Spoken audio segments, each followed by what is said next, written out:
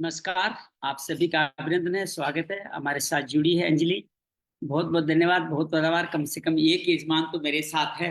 और हम लोग शुरू करते हैं आज का हमारा ये गीता के बारे में बात करने का क्रम। आज हम शुरू करते हैं। आप सबका अभिनंदन है, स्वागत है। जो फेसबुक लाइव जुड़े हैं उन सबका भी अभिनंदन करता हूँ, स्वागत करता हूँ। मैं श्याम, आपका दोस्त, आपका सखा, एक गीता का साधक, आपके साथ गीता के इस सबसे महत्वपूर्ण द्वितीय अध्याय पे बात करने का साहस कर रहा हूँ। हे ईश्वर, हे गुरु, हे जगत गुरु, मुझे आशीर्वाद दीजिएगा, प्रेरणा दीजिएगा। समस्त गीता माता पिता नानी जिनसे सीखा, गीता का डीएनए मिला, उनका श्रवण करते हुए कृतज्ञता अर्पित करता हूँ।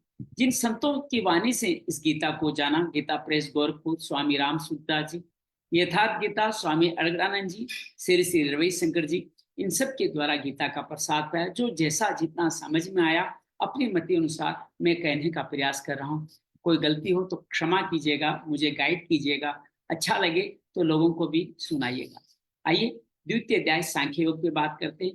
कल अर्जुन ने प्रथम अध्याय में हथियार डाल दिए।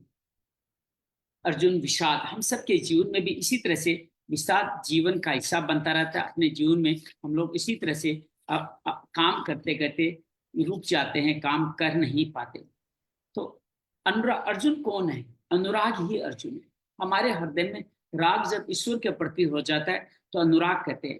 एक महाराज जी कहते हैं बड़ी सुंदर वाणी कि गृहस्थ आश्रम में रहते हुए जब आप ग्लानि होने लगे, अश्रुपात होने लगे, कंठ रुद्ध हो जाए तो समझना भजन प्रारंभ हो गया, अर्थात आप अनुरागी बन गए। ऐसा ही अनुरागी आपके अर्जुन है। तो अगर ये है आपका भजन प्राप्त हो गया, धर्म नियम योग सत्संग सब इसी के अंदर होने वाला है। अनुराग के प्रथम चरण में मोह बाधक बनता है, अर्थात मोह अनुराग के प्रथम चरण में मोह बाधक बनता है। मनुष्य चाहता है उस परम सत्य को पाले, लेकिन परम सत्य को पाना उसके लिए आसान नहीं होता है। वो हताश हो जाता है। तब कई नई भ्रांतियां उनको घेर लेती है। जैसे अर्जुन ने कहा कुल धर्म ही सनातन है और इसकी मैं ऐसा युद्ध करूंगा ये तो मेरा कुल धर्म नष्ट हो जाएगा, मेरे पितृ नीचे गिर जाएंगे, पिंडों तक क्रियाएं खत्म हो जाएगी, मेरा आने वाली संतति वर्ण संकर होगी। ऐसी कुरीतियां उस जमाने में बहुत सारी उपलब्ध थी। अर्जुन भी कोई गलत व्यक्ति नहीं था, ऐसी एक कुरीति का शिकार था कि पिंड दान देने के लिए ये सब कार्य परिवार के साथ रहना पड़ता है, ये करता रहता है। एक संत कहते हैं भगवान बुद्ध के समय में केस कंबल संप्रदाय था, अर्थात केस को बढ़ा के कंबल की तरफ ओढ़ते थे और कहते थे यही सबसे बड़े योगी परमात्मा और यही सबको जानने वाले सिद्ध पुरुष है।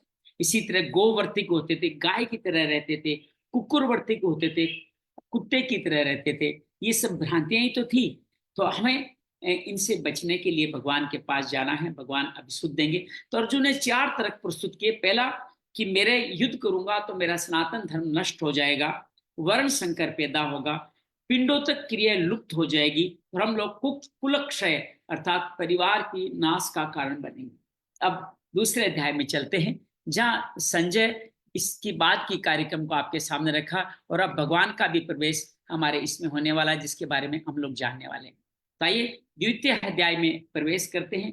गीता परिवार का बहुत सारा आभार जिनके माध्यम से मैं गीता को सही तरह से थोड़ा बहुत सही तरह से बोलना सीख पाया हूँ। संजय मालपाणी जी के इस वीडियो के द्वारा हम आगे बढ़ाते हैं और इसको आगे बढ़ाने का कार्य करते हैं। श्रीमद् भगवत गीता द्वितीयो अध्याय सांख्य योग है। आइए हम आगे बढ़ते हैं दूसरे अध्याय में। सभी ध्यान से ओम श्री परमात्मने नमः। श्रीमद् भगवत गीता अथ द्वितीयो अध्याय, दूसरे अध्याय में अब हमारा प्रवेश हो गया। संजय उवाच, संजय दूसरे अध्याय की प्रारंभ करते हुए कहते हैं तन्तया कर्पयाविष्टम अश्रुपूर्णा कुलेक्षण विसदन्तमिदं वाक्यम उवाच मधुसूदन।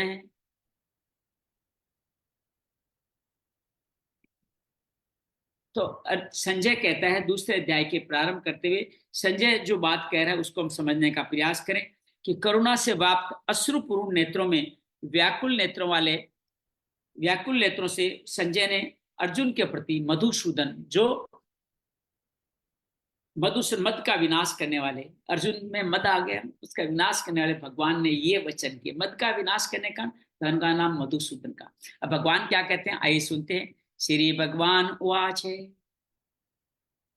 कुतस्त्वाकस्मल्मिदं विस्मये समुपस्थितम् अनार्य जुष्टम स्वर्गेम अकीर्तिकर्म अर्जुन है। भगवान कहते हैं कि इस विषम स्थिति, युद्ध एक विषम स्थिति तो है, ये अज्ञान तुमसे कहां से आ गया। विषम स्थल जहां समता नहीं है वही विषम स्थल, जहां समता अनुपस्थित है वो है। तो कहते हैं कि समता का दृष्टि हम लोग, ये अज्ञान तुम्हारे से कहां कहां से तुम्हारे जीवन में आया।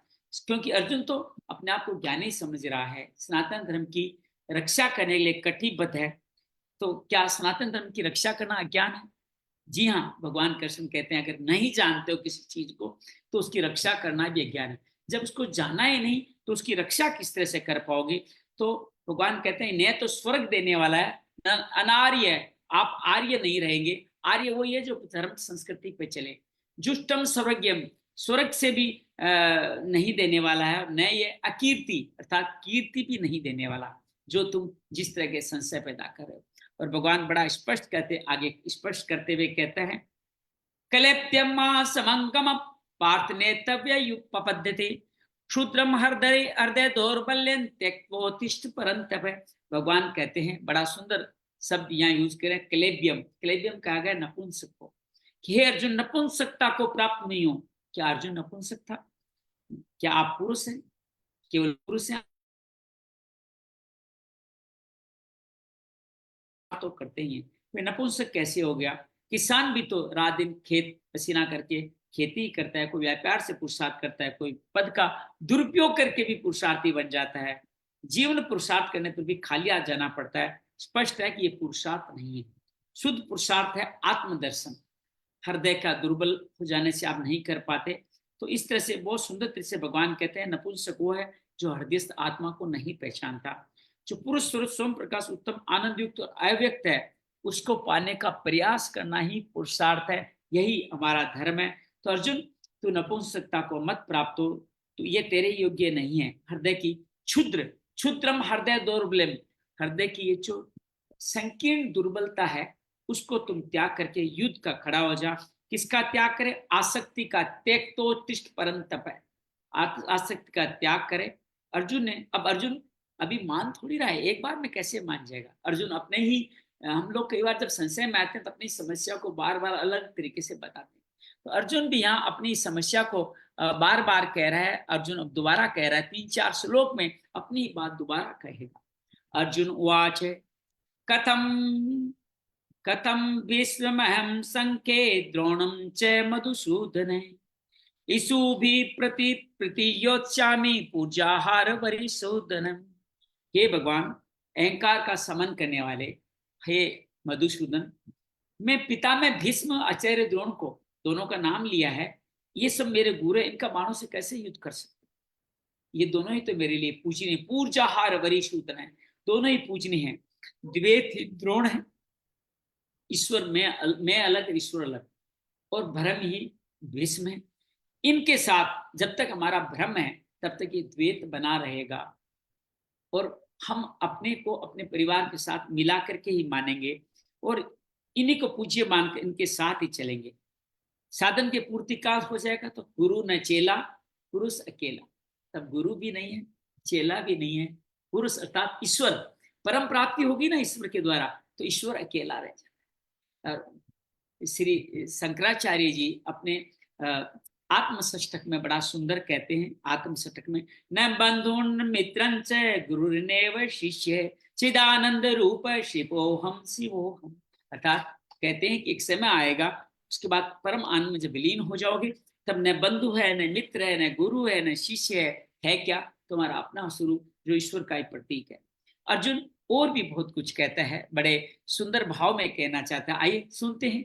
गुरुन् हत्वा हि मानुभान् श्रेयो भोक्तुं वक्ष्यमपि लोके हत्वार्थ कामास्तु गुरु निहेव भुंजिए भोगान रुधिर प्रदिग्धान। अर्थात अर्जुन ये कहता है कि इन गुरुजनों को मारकर से तो अच्छा है भिक्षम अपी है, मैं भिक्षा मांगने लग जाऊं, और बड़ा गदगद है, भिक्षा मांगने लग के अपना जीवन कर लूं। या भिक्षा का अर्थ उधर पोषण के लिए भीख मांगना नहीं, बल्कि सत्पुरुषों की सेवा करने से है। कल्याण की याचना करना भी भिक्षा है। अन्नम भ्रमति वेजनाथ, अर्थात एकमात्र परमात्मा अन्न है जिससे आत्मा जिसके लिए तृप्त हो जाती है। ये अन्न क्या है? ये चावल दाल नहीं, ये अन्न है साधना का, कृपा का, जो गुरु कृपा से हम सबको मिलता है। तो ब्रह्म पीयूष प्राप्त करने के बारे में यहाँ कहा गया है। तो गुरुजनों को मार के मुझे क्या मिलेगा? इस श्लोक से रुधिर से सने व्यर्थ और काम हतवार्थ कामांस्तु सबके बारे में बात कर रहा है। मैं भोगने को मिलेंगे। अर्जुन सोचता था कि भजन से भौतिक सुखों की मात्रा में अभिवृद्धि होगी और इतना संघर्ष झेलने के बाद मुझे क्या मिलेंगे? पोषक तो काम पे भोग मिलेंगे। वह पुनः और भी तर्क देता है। आइए अर्जुन के तर्क, जो हम सब के तर्क है, उनको सुनने का प्रयास करें। न चेत कतनो करियो ये द्वावजयम यदा वा नो जय यानेव हत्वा न जिजीविषामि स्तेव स्थिता प्रमुखे धृतराष्ट्र। भगवान वो कहता है कि ये भी निश्चित नहीं है कि ये भोग मिलेगा भी, अर्थात उसको जीत पे भी संशय है कि हमारे लिए क्या करना श्रेष्ठ करे, ये भी मुझे नहीं पता है। किससे जय होगी, यदावान हो जयो, मुझे नहीं पता है। ये जो कुछ हमने कहा वह ज्ञान प्रमाणित हो गया। ये भी ज्ञात नहीं कि हम जीतेंगे या उनको जीतेंगे। जिनको मारकर हम जीना चाहते हैं वो धृतराष्ट्र के पुत्र हमारे सामने खड़े हैं। यह ज्ञान रूपी धृतराष्ट्र से उत्पन्न मोह से स्वजन समुदाय मिट ही जाएंगे तो हम जी करके क्या कर लेंगे? अर्जुन पुनः सोचता है कि जो कुछ हमने कहा वह भी ज्ञान है, इसलिए वो प्रार्थना करता है। अब भगवान से थोड़ा सा प्रार्थना के मोड में आता है और शिष्य बनने की बात करता है। शिष्य बनना ही गुरु से ज्ञान पाने का प्रथम मार्ग है, जिसको हम लोग अब अर्जुन के द्वारा सुनेंगे। कार्पण्य दोषोपैत स्वभाव पृच्छामि त्वां धर्म समुद्रचेता यच्छ्रेयशानि संब्रूहितन में शिष्यस्ते अहम साधि मा त्वां प्रपन्नम। अब भगवान के शिष्य के मोड में भगवान आ गया है। वो कहता है कायरता के दोष से, कार्पण्य कायरता का दोष से स्वभाव वाला धर्म के विषय में मैं मोहित हो गया हूँ, मेरा चित्त मोहित है। मैं आपसे पूछता हूँ जो कुछ परम कल्याणकारी है वो साधन कृपया मुझसे कहे। मैं आपका शिष्य हूँ, मैं आपकी शरण में हूँ। हर शिष्य का एक ही भाव है, अपने आप को सुपुर्द कर दे। अब चाहे जैसे सर्जरी करे हमारा गुरु रूपी डॉक्टर, उसको सर्जरी करने दे, उसके लिए समर्पण जरूरी है। तो अर्जुन कह तो रहा है समर्पण, कर पाता है क्या आगे हम देखते चलेंगे। तो इस तरह से कहते हैं मुझे साथ दिए, बल्कि शिक्षा ही नहीं दे, जब जब मैं लड़ खड़ा हूं तब तब मुझे संभालिए। इसका तात्पर्य क्या है? जैसे गांव में ना लकड़ी का लट्ठा लेकर के सर पे चलते हैं, बच्चे को दे दिया, साथ में उसका पिता या माँ चल रही होती है, तो वो क्या कहता है तुम मेरे साथ साथ चलो, ये लट्ठा गिर गया तो फिर उठा के कौन रखेगा मेरे सर पे। इसी तरह इसी से गुरु से कहता है कि मेरे साथ साथ रहिए, जब भी मैं पदच्युत हो जाऊं मुझे वापस मुख्य मार्ग पर ले आइए। तो इसके साथ अर्जुन अंतिम निवेदन और करता है, नहीं पर पश्यामि महापूर्ण ध्यात ये चोक मुच्छोषण इंद्रियाणाम अवाप्य अवाप्य भुवात् सपन समृद्ध राज्यम सुराणापि चादि चाधिपत्यम। तो भगवान कहता है भूमि पर ये निष्कंटक धन धाम राज्य और देवताओं का स्वामीपद इंद्र बड़ी बड़ी बातें कर रहा है। मुझे धन नहीं चाहिए, राज्य नहीं चाहिए, मुझे इंद्र का पद भी चाहिए तो मुझे भी नहीं मिलता।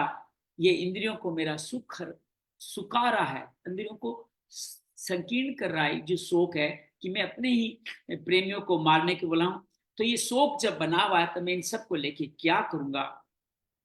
इतना ही मिलता है तो क्षमा करें। अर्जुन ने सोचा अब इसके आगे बताएंगे भी क्या, सब कुछ तो मैंने कह दिया, मुझे नहीं करना, मुझे इंद्र का राज भी नहीं चाहिए। अब मुझे कहेंगे चल घर चलते हैं, युद्ध नहीं करेंगे। लेकिन अर्जुन के शिष्य के गुरु उसका कल्याण करने के लिए बैठे हैं। अब भगवान संजय पहले बोलता है फिर भगवान बोलेंगे। संजय कमेंट्री बीच बीच में दे रहा है, सुन लीजिए उसको, सेम ही संजय है। संजय वाच एव मुक्त्वा ऋषिकेशं गुडाकेश परन्तप न योत्सत्य इति गोविंदम मुक्त मुक्त्वा तृष्णी बभूव में। अर्थात संजय कहता है कि मोह से मुक्त अर्जुन जो हृदय के सर्वज्ञ कृष्ण से ये कह के कहता है गोविंद मैं युद्ध नहीं करूंगा, चुप हो गया। अब तक अर्जुन पुरानी दृष्टि से बात कर रहा है, कर्म कांडों के साथ भोगों की उपलब्धि की बात कर रहा है। इसमें स्वर्ग ही सब कुछ माना जाता है। हम लोग क्या करें, हमें स्वर्ग मिले, यहीं तक की तो बात करते हैं कि स्वर्ग मिल जाए, कुछ अच्छे कर्म करें जिसमें स्वर्ग मिल जाए, देवताओं के पास रहें, अमर फल भोगे। और अन्य धर्मों में इसको और अनेक तरह से विभ्रंश करके बेवकूफ बनाया जाता है कि वहां आपको इतनी हुरे मिलेगी, ये मिलेगा, वो मिलेगा। अरे पुरुषों को हीरे मिलेगी, कभी ये सोचा है कि स्त्रियों को क्या क्या मिलेगा? फिर ये सोचना बंद कर दोगे आप कि उनको 72 हीरे मिलेगी, तो क्या स्त्रियां जो स्वर्ग जाएगी उनको 72 पुरुष नहीं मिलेंगे? तो फिर आपका सोचने का अंदाज बदल जाएगा। स्वर्ग तो सबके लिए एक समान है ना। तो इस तरह भगवान अब प्रयास डालेंगे कि स्वर्ग के अतिरिक्त क्या क्या है और भगवान क्या कहते हैं। आइए अब गीता सही मायने में शुरू होती है श्री भगवान वाच के। पहले हालांकि बोल आए लेकिन अर्जुन माना नहीं, तब भगवान विस्तार से इस बात को कहने वाले हैं हमारे साथ में। श्री भगवान वाच से हम वाणी शुरू करते हैं। किस तरह से इस वाणी को हम सब लोग आगे बढ़ाते हैं, उसको बढ़ाएं। तमोवाच ऋषिकेश प्रसन्न भारत है, अभी संजय ही बोल रहा है। सेनयोरुभयोर मध्य विषीदं विदं वचम। तो अर्जुन योगेश्वर कृष्ण दोनों सेनाओं के बीच शोक अर्जुन को हंसते हुए ये वचन से कहा। जब कोई गुरु अपने शिष्य के संशय पे, बालपन पे जब देखता है कैसी बच्चों जैसी बातें करता है, हंसते हुए शिष्य गुरु कहता है श्री भगवान वाच अशोचानन व शोचस्त्वम प्रज्ञावादांश भाससे गत सुनगता सुहश्च नानु शोचंती पंडिता। हे अर्जुन, तू शोक न करने वाले चीजों के लिए तो शोक कर रहा है और पंडितों के से वचन बता रहा कि बुद्धि संपन्न पंडित जिसके प्राण चले गए उसके लिए, जिसके प्राण नहीं गए उनके लिए भी शोक नहीं करते। अगर पंडित होता तो आपको पता है ये शरीर तो आत्मा अजर अमर है, उसके लिए पंडित कभी शोक नहीं करता। और तू पंडित जो ऐसी बातें करता है, तुम ज्ञाता नहीं हो, ज्ञाता के हिसाब से नहीं बात कर रहे हो, ज्ञाता तुम हो ही नहीं। क्यों नहीं हो, आगे शब्द में क्लियर करते हैं अगले श्लोक में। न त्वेवाहं जातु नासन् न त्वं नेमे जनाधिपाः न चैव न भविष्यामः सर्वे वयमतः परम्। ये भगवान यहाँ पे कहते हैं कि ये तो ऐसा ही है, न तो ऐसा है कि मैं अर्थात सदगुरु किसी काल में नहीं था, अथवा तू तेरे जैसा अनुरागी अधिकारी जनाधिपा राजा लोग भी राजसी प्रति वाला अहम नहीं था। नहीं ऐसा आगे भी सब नहीं रहेंगे, मतलब कभी ऐसा नहीं कि मैं नहीं था, तुम भी नहीं थे, इशारे में बता रहे हैं ने सब लोग रहने वाले हैं। योग की अनुरागी हमेशा ही रहते हैं, महापुरुष भी हमेश भविष्य में भी रहते हैं। सर्वे वय मतम परम। तो भगवान ने योग की आनंद अनादिता पर प्रकाश डालते हुए कहा, इसकी विद्यमानता का मरने वालों में के लिए शोक न करने का कारण बताया उन्होंने। बताते हुए उन्होंने अगले सूत्र में अपनी बातें और गंभीरता से की। देहेनोस्मिता देहे कौमारम यौवनं जरा तथा तथा देहांतर प्राप्तिर धीर तंत्र न मोह्यति। अर्थात भगवान स्पष्ट कहते हैं जीवात्मा को इस देह में कुमार पहले बच्चा होता है, फिर यौवन होता है, फिर वृद्धावस्था आती है और अनेक शरीरों में प्राप्त धीर पुरुष मोहित नहीं होता। कभी आप बालक थे, स्नेह स्नेह आप युवा हुए, आप मर तो नहीं गए, पुनः वृद्ध हुए। पुरुष एक ही है, इसमें लेस मात्र दरार भी नए देह की प्राप्ति पर नहीं पड़ती। पुरुष अर्थात आत्मा का वो परम हिस्सा। आप कितने ही देह बदलें, ये परिवर्तनशील, लेकिन वो नहीं बदलता। जो स्थिर है, इसलिए ध्यान कराते हैं कि जो नहीं बदलता उसका ध्यान करो। इशारा करते हैं कि आत्मा में स्थित जो परम तत्व है, परमात्मा है, उसका ध्यान करो। तो ये कलेवर का परिवर्तन कब तक चलने वाला है? जब तक परिवर्तन रोकने वाली वस्तु जो अपरिवर्तनीय परम ईश्वर है वो नहीं मिल जाए, तब तक ये चलने वाला। आगे कहते हैं मात्रा स्पर्शास्तु कौन्तेय शीतोषण सुख दुखदा। सब बातें वही आ रही है जो आगे भी आप सुन के 12वें अध्याय में वही बातें भगवान बार बार करता है। बार बार भगवान कहते हैं आगमा पाइनो नित्या तांस्तितिकक्ष्व भारत है। अर्थात अर्जुन, सुख दुख सर्दी गर्मी में इंद्रियों और विषयों के संयोग से जो अनित्य है वो आत्मा, वो सुख नहीं है, दुख नहीं है, उसको सर्दी गर्मी भी नहीं लगती। जो क्षण भंगुर है, शरीर तो क्षण भंगुर है लेकिन संयोग अनित्य है। और भगवान कहते हैं तू इसका त्याग कर, अर्थात इस शरीर का, इंद्रियों और विषय के बारे में सोचने का त्याग कर, इसका जो लगाव है उसका त्याग कर। ये क्षणिक है, छूटे हैं, नाशवान है, ये संयोग तो तुम्हें सदैव मिलेगा। इस इंद्रियों में फिर क्षमता नहीं रहेगी तो वृद्ध होता चले जाएगा, फिर भी ये तो रहेंगे। तो यहाँ शीतोष्ण सुख दुख आत्मा के लिए कहा, अर्जुन के लिए। वहां कोई कुरुक्षेत्र में इतना कोई सर्दी गर्मी तो थी नहीं, 18 दिनों में दोनों मौसम आ भी कहां से जाएंगे। सुख दुख की बात यहाँ की जा रही है हमारे अंदर की आत्मा के लिए। आत्मा को अपग्रेड करना सुख है, उसको नीचे गिराना दुख है। आसुरी संपदा का समन करके परमात्मा को देवी संपदा का साथ आगे बढ़ाना ही सुख है। और धीरे धीरे जब मतलब नहीं रहेगा, देवी संपदा भी धीरे धीरे लुप्त होती चली जाएगी। तो भगवान अंतरदेश की लड़ाई का यहाँ चित्रण करें, यहाँ मार काट की बातें नहीं करें। ये सब कहाँ है? हमारे आत्मा के अंदर है शीतोष्ण सुख दुख, कोई बाहर नहीं था जिसके बारे में अर्जुन बात करने वाला। आगे भगवान कहता है यम ही न व्यथयन्ते पुरुषम पुरुष सर्वभय सम दुख सुखंधीरम सोम वित्तवाय कल्पते। भगवान ने अमृत का जिक्र किया कि सुख दुख को समान समझने वाले अर्थात आत्मा के समकक्ष हो गए।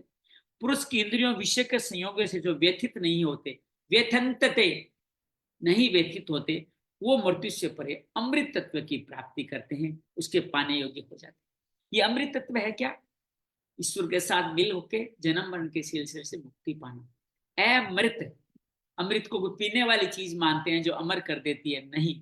यहाँ अमृत से तात्पर्य है कि जब आप जन्म मरण के सिलसिले से दूर हो जाओ। तो अर्जुन तो सोचता था युद्ध के परिणाम में स्वर्ग मिलेगा, अर्जुन कहता है न तो स्वर्ग मिलेगा न पृथ्वी, बल्कि तुम्हें अमर पद मिलने वाला है। आगे भगवान इसी बात को और आगे बढ़ाते हुए तो अर्जुन से कहते हैं नासतो विद्यते भावो ना भावो विद्यते सतः उभयोरपि दृष्टोन्तस्त्वन्यो सत्वदर्शी भी। अर्थात भगवान कहते हैं असत वस्तु का कभी भी अस्तित्व नहीं है, उसको न तो है तो उसको रोका भी नहीं जा सकता, और सत्य का तीनों कालों में अभाव नहीं। देखिए तीनों काल, भूत भविष्य वर्तमान की बात करें, तीनों कालों में जो सत्य है वो बना ही रहेगा, और असत्य तीनों कालों में भी नहीं है। तो भगवान होते हुए अर्जुन ने कहा था कि दोनों का अंतर मेरे द्वारा तत्वदर्शी भी, तत्व अर्थात परम तत्व को जानने वाले तत्वदर्शियों के द्वारा देखा गया है, और वो जिस उसमें स्थित हो गए, मेरे जैसे ही बन गए, वो ही तत्वदर्शी कहलाते हैं। सत्य और असत्य क्या है, इसकी और व्याख्या भगवान अगले श्लोक में करते हैं। अविनाशु तद्विद्धि येन सर्वमिदं ततम विनाशम अव्यस्यास्य न कश्चित् कर्तुमर्हति। भगवान बड़ा स्पष्ट कहते हैं कि नाश रहित वो है जिसे संपूर्ण जगत व्याप्त है।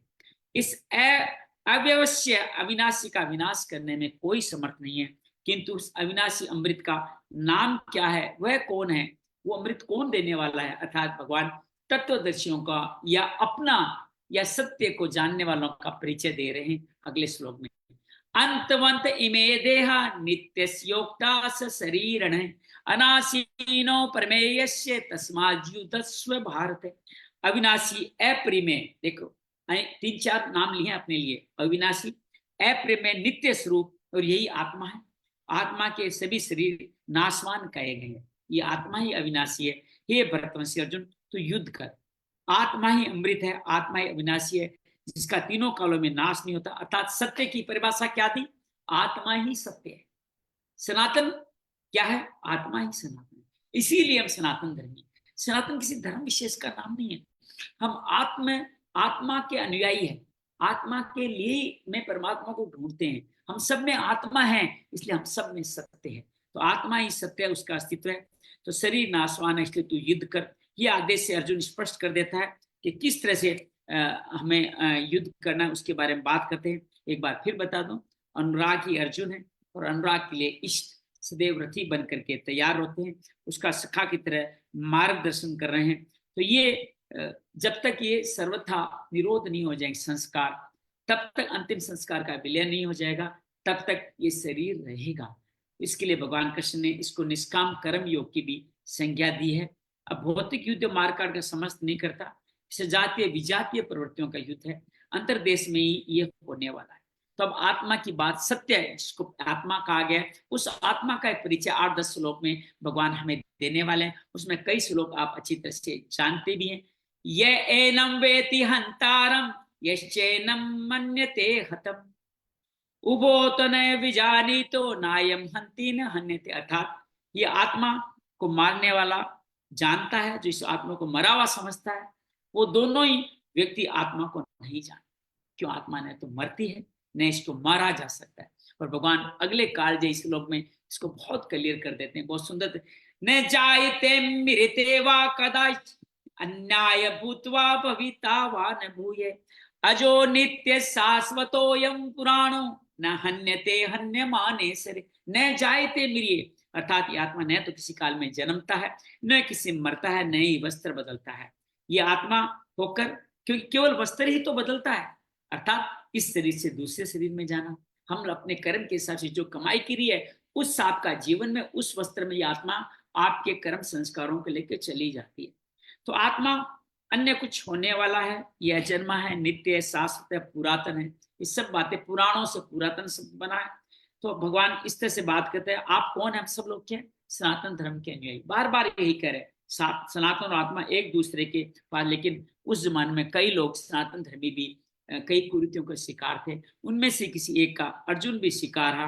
तो देश विदेश मानव मात्र में आत्मा एक से ही है।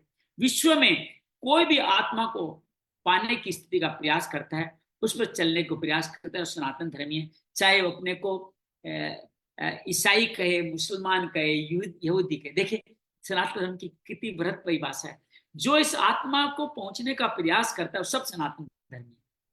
अर्थात वो किसी भी धर्म के, किसी बौद्ध के धर्म से, महावीर के धर्म से, यहूदी के धर्म से, किसी धर्म से प्राप्त है, वो सब सनातनी है। इतनी सुंदर खुली प्रतिष्ठा परिभाषा सनातन धर्म की भगवान कहते हैं। और आगे और कहते हैं इसी आत्मा का चित्र कहाँ तक जाएगा ये, जहाँ बात करेंगे नैनम छिदंती शस्त्राणि तक। वेदा विनाशना नित्यम ये एनमजम अव्ययम कथम स पुरुष पार्थ कम घात्यति हंतिकम। अर्थात पार्थिव शरीर को रथ बनाकर, रथ क्या है? हमारा पार्थिव शरीर ही रथ है। ब्रह्म रूपी लक्ष्य पर, आत्मा रूपी लक्ष्य पर अचूक निशाना लगाने वाले हे अर्जुन, जो पुरुष इस आत्मा को नाश रहित, नित्य, अजन्मा, अव्यक्त जानता है, वह पुरुष किसी को कैसे मरवा सकता है? तो तुम किसको कैसे मार सकते हो? वो आत्मा तो सब में अजर अमर है। तो अविनाशी का विनाश कैसे संभव है? अजन्मा जन्म नहीं लेता, तो शरीर के लिए शोक मत करो। इसी को भगवान एक उदाहरण से, कपड़ों के उदाहरण से समझा रहे हैं। जैसे आप कपड़े बदलते हो, पुराने हो जाएं, फट जाएं, मेले हो जाएं, उसी तरह भगवान कहते हैं वांसास्य जीर्णानि यथा विहाय नवानि गृणोति नरोपराणि तथा शरीराणि विहाय जीर्णम नन्यानि संयाति नवानि देहि। भगवान कहते हैं जैसे मनुष्य पुराने वस्त्र त्याग कर, फट गए, पुराने हो गए, आउट ऑफ फैशन हो गए, साइज छोटा बड़ा हो गया, फट गए, गंदे हो गए, इनको बदलता है ना, नए वस्त्र पहनता है। वैसे ही शरीर जब इन कर्मों को करते करते जीर्ण हो जाएगा, तब ये दोबारा नई देह में चला जाएगा, जहां पे आत्मा उसके साथ साथ जाने जाएगी। तो संकल्प से बनाए शरीर में पुरुष उत्पन्न हो। ये संकल्प क्या है? हमारे कर्म, हमारे कर्म फल, हमारे कर्म संसार। इस तरह मृत्यु क्या है? शरीर का परिवर्तन। मृत्यु का हमें डर ही निकाल देना चाहिए। मृत्यु तो नए जन्म का आगाज है। इस जन्म में जो हमने अच्छा किया है वो साथ चला गया, अगले हमें पता चल गया बुरा क्या है, अगले जन्म में स्क्रिप्ट में हम सब लोग अच्छे अच्छे काम करेंगे, उसके अनुसार कार्य करेंगे, तो नया जीवन मिलेगा। शरीर तो बूढ़ा हो रहा है, इस बूढ़े शरीर का क्यों मोह करना? अगला नया जन्म, बच्चे होंगे, माता पिता होंगे, खेलेंगे कूदेंगे, फिर नया जन्म करेंगे, नए कर्म करेंगे। तो ये तो अच्छी बात है ना। मृत्यु, मृत्यु से दुख कैसा? ये तो आत्मा को अपग्रेड करने का एक और चांस आपको मिलने वाला है। और अब कालजयी श्लोक जिसको सब याद करते हैं, नैनं छिदन्ति सहस्राणि नैनम दहति पावकः न चैनम कलेन्द्यन्तापो न शोष्यति महारथे। अर्थात भारुते, अर्थात इसको न शस्त्र काट सकते हैं, न इसको अग्नि जला सकती है, न इसको पानी गला सकता है, न इसको वायु सुखा सकती है। तो पंच तत्वों के द्वारा ये अशोध्य, सर्वव्यापक, अचल, स्थिर रहने वाला, ये भगवान इसके बारे में बात कर रहे हैं। बड़ा सुंदर एक मैं दृष्टांत आपके साथ संत के अनुमति से रख रहा हूं। कहते हैं कि 1500 साल पहले मुस्लिम धर्म आया और मध्यकालीन में पूर्व बाहर से मुस्लिम इंडिया में आए, कोई आक्रमण करने है, किस तरह, ज्यादा से ज्यादा कितने, कोई भी सेना 10-12 हजार से ज्यादा नहीं। अगर ये 10-12 हजार की सेना इंडिया में रह गई, कुछ चले भी गए, मान लो रह भी गई, उन्होंने बहुत सारी संतानोत्पत्ति कर दी। ये इस बात करने 1500 सदी की बात है, जब बाबर वगैरह आए। तो उसके साथ ये कितने हो जाते? लाखों हो जाते। मैं कह रहा हूं 50 करोड़ हो जाते, 50 लाख हो जाते। लेकिन आज की डेट में ये 18, अब तो लगभग 30-32 करोड़ हो गए। तो 12 हजार से 30 करोड़, क्या उनकी अपनी संतति बढ़ी है? नहीं बढ़ी है। इसके अलावा हमारी जो धारणा थी, जिसके अंदर हमने, ये अधिकांश मुस्लिम हमारे सगे भाई, मैं अपने गांव में देखता हूँ कैसे उनकी धर्म परंपराएं करें। वहाँ के जो बहुत सारे हमारे घरों में आके हमारे गीत गाते हैं, वो गीत कहाँ से गाएंगे? जिसको ढोली दमामी कहते हैं, वो गीत कहाँ से गाएंगे? वो हमारे सनातन धर्मी थे। तो धीरे धीरे उनको लगा कि मेरा धर्म नष्ट हो गया है। सनातन धर्म को, आत्मा को धर्म नहीं माना, जीवनचर्या को धर्म माना, और छूने मात्र से वो, उनको लगा मेटर आत्मा से, छोटी बारीक चीजों से कैसे नष्ट होगी, तो उन्होंने मान लिया नष्ट हो जाए। और यहाँ एक बड़ा सुंदर कथानक आता है जो मैं आपके साथ रख रहा हूँ, कि एक ऐसे ही कुछ मुस्लिम इसी गांव में गए। हमीरपुर जिला जो आपके हिमाचल है, वहां की कहानी है। वहां क्षत्रिय बहुत कुलीन, 50-60 परिवार कुलीन क्षत्रिय थे, कुछ पंडित लोग भी रहते थे। वहां पे कुछ मुस्लिम आए और आकर के वहां पे छुप करके कुएं के पास बैठ गए। सुबह सुबह जब पहला आदमी कुएं के पास आया, जो पंडित था, उसको देखते ही उन्होंने उस कुएं से कुछ पानी निकाला, उसको पिया, और जूठन उस कुएं में डाल दी, और एक रोटी का टुकड़ा भी डाल दिया। अब पंडित जी चिल्लाने लगे, कहने लगे इन्होंने तो हमारा सारा धर्म ही नष्ट कर दिया। और पंडित जी को वो साथ लेके चले गए, उनको अपने घर में बंद कर। अब पंडित जी को अगले दिन कमरा खोल कर कहते हैं, पंडित जी खाना खा लीजिए। पंडित जी ने कहा, नहीं, मैं तुम अधर्मियों के हक का कैसे खा सकता हूँ? तो उन्होंने कहा, तेरे जैसे आदमी मेरा हमारा बहुत प्रसार प्रसार करेंगे, तुझे छोड़ देना ही बेहतर है। तो पंडित को छोड़ देते। पंडित गांव पहुंचता है, गांव में उस कुएं पे पहुंचता है, वहां देखिए लोग उस पानी की पिला रहे, तुम सबका धर्म भ्रष्ट हो गया, ये पानी झूठा है, इसी करने तुम सब, जिन जो ने पानी पिया उन सबका धर्म भ्रष्ट हो गया। और उस दिन से वो सब मुस्लिम हो, उनके पास इसके अलावा कोई उपाय नहीं बचा। जब उनके धर्म ने उन्हें स्वीकार, तो हमारा धर्म क्या इतना कमजोर है कि झूठी चीज खाने से ये धर्म नष्ट हो जाएगा? लेकिन हमने इसको, धर्म को नष्ट मान लिया। मेरा, हम अभी भी घर में, मेरे मेरे घर में भी मेरी एक बड़ी बहन है, जो इस तरह से कोई काम करे, तुमने मेरा धर्म नष्ट कर दिया, अब तो मैं खाऊंगी पीऊंगी कुछ नहीं। हालांकि वो ऐसे नहीं कि धर्म छोड़ देती है, लेकिन उस समय उसका विचार यही होता है कि धर्म तो ऐसी चीज है जो कल छूने से, खाने पीने से नष्ट हो जाए। ये तो आत्मा की तरह सनातन है, अविनाशी है, वो कैसे नष्ट हो सकता है? तो इस तरह से कोई धर्म को छुई हुई तो है कि हाथ लगाए नष्ट हो गया, पानी पीने से नष्ट नहीं हो सकता। तो ऐसे फिर धर्म धर्म की शरण में जाते ही क्यों? हम मरण धर्मा हैं, और धर्म को ऐसी ठोस चीज है जो इसको मरने से हमें मुक्ति दिला, तभी तो हम धर्म की शरण में जाएं। ऐसा कोई धर्म हो जो हमें मुक्ति दिला दे, वही धर्म कहलाता है। तो इस तरह से ऐसी कुरीतियां अर्जुन काल में भी थी, जब आदमी छोटी छोटी चीजों में मान लेते थे कि मेरा धर्म नष्ट हो जाएगा। जैसे अर्जुन ने कहा, मेरा कुल धर्म सनातन है, मैं उनको मारूंगा तो मेरा कुल धर्म नष्ट हो जाएगा। अर्जुन यही तो कह रहे हैं कि भगवान, ये अज्ञान तुझसे कहाँ उत्पन्न हुआ? आत्मा तो सनातन है, सनातन धर्म में अभी तुम्हारा आत्मिक प्रवेश नहीं हुआ है, इसलिए छोटी छोटी बातों पे तुम धर्म विनाश की बातें कर रहे हो। सनातन शाश्वत अंदर, हमारे अंदर व्याप्त है। भगवान कहते हैं इसे खोजना कैसे है, उसकी विधि बताते हैं, आत्मा को कैसे दर्शन करें। पूरी गीता यही बता रही है। अच्छेद्योयम दायोयम अक्ले दोषोस्य एवचे नित्य सर्वगतस्तान और अचलोयम सनातन है। अर्थात आत्मा इंद्रियों का विषय नहीं है, इंद्रियों के द्वारा से समझा भी नहीं जा सकता। इंद्रियों और विषयों का संयोग है तब तक आत्मा है, लेकिन अच्छा, इनका संयोग है तभी तक आत्मा है, लेकिन इस संयोग से इसको समझा नहीं जा सकता। ये अचिंत्य है। चित्त और चित्त की जब तक लहर है तब तक ये शाश्वत है, किंतु हमारे दर्शन, उपभोग और प्रवेश के लिए नहीं है। तो क्या करना है? चित्त का निरोध करें। भगवान बार बार कहते हैं, असत्य वस्तु का कोई अस्तित्व नहीं है, सत्य वस्तु का तीनों काल में अभाव नहीं है। तो भगवान अर्जुन को बार बार कहते हैं, तो आत्मा को ऐसा जानकर तुम शोक करने योग्य नहीं है, ये सनातन है, सर्वगत है। अर्जुन के विचारों में विराधाभास दिखाते हैं। तो एक तरफ तो ये कहता है कि मेरे को धर्म का पालन करना है, दूसरे ये भी नहीं जानता कि धर्म क्या है। धर्म, सनातन धर्म आत्मा का है, जो भगवान इसी तरह को और विस्तार करते हैं। अभी तो प्रारंभिक चर्चा चल रही है, समझाने की कोशिश करें। समझ जाए, तुम आगे बढ़ता चला जाए, उसके बारे में भगवान बात करते हैं और कहते हैं अव्यक्तोयम चिंत्योम विकार्यो मुच्यते तस्मादेव विदित्वेम नानु सोचितु महर्षि।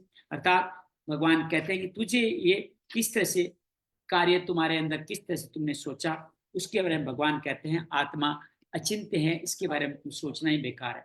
अचेतम नित्य जातम नित्यम वामन से मृतम तथापि तुम महाभावो नेमम सोचितु महर्षि।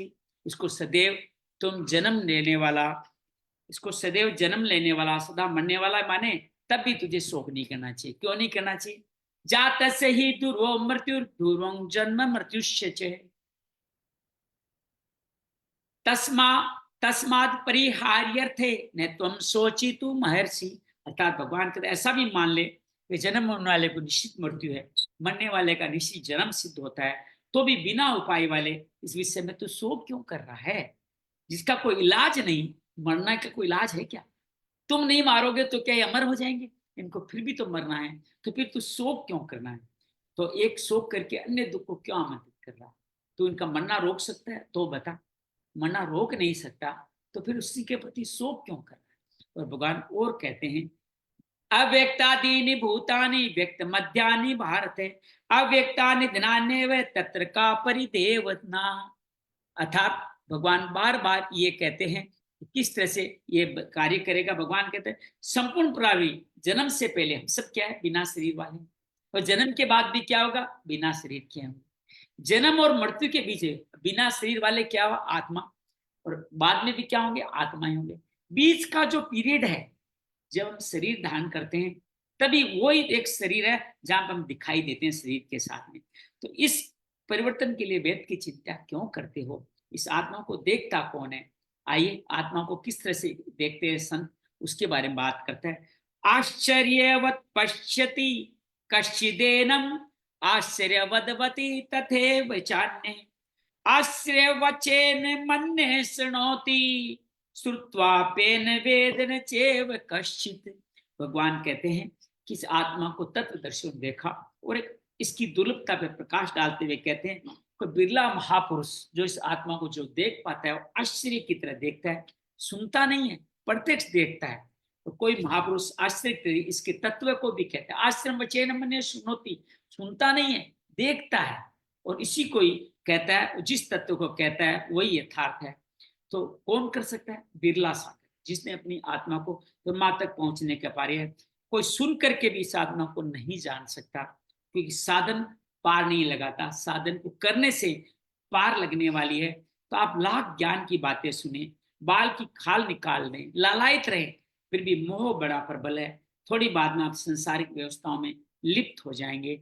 अंत में श्री कृष्ण निर्णय देते हैं ताकि अर्जुन का ये पटाख से काम समझ में आ जाए। वो मानते हैं बच्चा समझ जाएगा। देहि नित्यम बद्योयन देहे सर्वस्व भारत है। आगे कहते हैं भगवान कृष्ण तस्मात् सर्वाणि भूतानि न त्वं शोचितु महर्षि। अर्थात ये आत्मा सबके लिए शरीर में सदैव अवध्य है, अकाट्य है, संपूर्ण भूत आत्मा को शोक करने योग्य नहीं है। आत्मा सनातन है, इस तथ्य को भगवान स्पष्ट करते हैं और कहते हैं इस गीता में इसके दो मार्ग है, निष्काम कर्म योग और ज्ञान मार्ग। भगवान अब पहले ज्ञान मार्ग की बात करते हैं। ज्ञान योग के विषय भगवान क्या कहते हैं उसके बारे में बात भगवान समझा रहे हैं अर्जुन को। अभी सारा ज्ञान ही दे रहे हैं। सर्वधर्म अपि चावेक्ष नैविं कपति मोहर्षि धर्म्याति युदाश्रयण क्षत्रियस्य न विद्यते। अर्जुन, स्वधर्म देखकर भी तुम भय करने योग्य नहीं है। धर्म संयुक्त युद्ध जो अपनी आत्मा का परमात्मा का युद्ध कैसे करेंगे यज्ञ के द्वारा, वो आगे बताएंगे। परम कल्याण के बाद क्षत्रिय के लिए नहीं। यहाँ भगवान पहली बार क्षत्रियस्य न विद्यते वर्ण धर्म की चिंता करते हैं। आगे चल के तो क्लियर कर देंगे चौथे अध्याय में। चतुर्णवयामया षष्ठम 18वें अध्याय में भी आपने सुना हर धर्म हर गति का अलग अलग स्टेज बताया, किस तरह से सेवा से लेके हम ब्रह्म तक पहुंचते हैं। तो भगवान कहते हैं कि आत्मा शास्त्र सनातन है, वो ही धर्म है, धर्म ही एकमात्र आत्मा है। तो फिर धर्माचरण क्या हुआ? इस आत्मा को पाने के तरफ कार्य करना, आत्म परिवर्तन होना ही सनातन कहा गया है। तो चारों धर्म में से क्षत्रिय की बात की कि तुम्हारा धर्म क्षत्रिय। क्षत्रिय कौन है? जो सेवा करते करते वैश्य श्रेणी के साधन जुटा करके उस साधन को प्रयोग करने के लिए शौर्य ताकत रखता है और क्षत्रिय। तुम इस तरह से क्षत्रिय के रूप में आ चुके हो, तो तुम्हें इसके अंदर आपको अपने जीवन का पालन करना है। और यही अर्जुन को कह रहे हैं कि तुम्हारे लिए और कल्याणकारी कोई रास्ता है नहीं। आप भगवान चौथे अध्याय में कहेंगे चातुर्वर्ण्याम मया सृष्टम, मैंने गुण कर्म विभाग से के आधार पर वर्णित है। 18वें अध्याय में फिर कहते हैं श्रेयान स्वधर्मो विगुण प्रथमास्त्वनुष्ठितात्, अपने धर्म में ही तुम्हें कार्य करना होगा। तो भगवान इसके ऊपर और प्रयास डालते हुए कहते हैं, अर्जुन को अगले सूत्र में बोल रहे हैं, यदर्च्छया चौपयन्नम स्वर्ग द्वारम पावर्तम सुखनम क्षत्रिया पार्थ लबंते युतमीदिशम। अर्थात भगवान कहते हैं रथ को रथ बनाकर, अर्थात शरीर रूपी रथ को द्वार कर स्वर्ग के द्वार की तरफ आवर्त करने के लिए क्षत्रिय को क्या करना है? स्वर्ग का द्वार तुम्हारे लिए खुला हुआ है। तीनों गुणों की काट देने की क्षमता सिर्फ क्षत्रिय में ही रहती है। इससे देवी संपदा अर्जित होती रहती है। स्वर्ग का मतलब है स्वर में विचरने की क्षमता। स्वर कहते हैं श्वास को। तो प्राणायाम में स्वर को साधने की क्षमता किसमें? जो शौर्य के साथ प्रयास करे। तो ये बड़ा सुंदर यह वर्णन किया गया है। तो क्षेत्र के में भाग्यवान क्षत्रिय होते हैं जो इसको पाते हैं। तो बहुत सारी लड़ाइयां दुनिया में जीत जाती हैं, लेकिन हर लड़ाई में हार भी होती है। लेकिन इस परम तत्व की लड़ाई में कोई हार नहीं है। नया जन्म मिलेगा तो बहुत सुंदर मिलने वाला है। तो ये ज्ञान के आधार पर भगवान ने अर्जुन को बताया कि तुम क्षत्रिय हो, तुम्हें अपने क्षत्रिय धर्म का पालन करना है। इसी को सांख्य योग भी कहा है, वर्ण व्यवस्था के अलावा। अब भगवान आगे एक और बात इसके साथ ज्ञान योग में कहते हैं, फिर कर्म योग की तरफ चले जाएंगे भगवान। आइए उसको सुनते हैं। अथ चेत्वमिमं धर्म्यं संग्रामं न करिष्यसि ततः सर्वधर्मं कृतिं च हित्वा पापं वाप्स्यसि।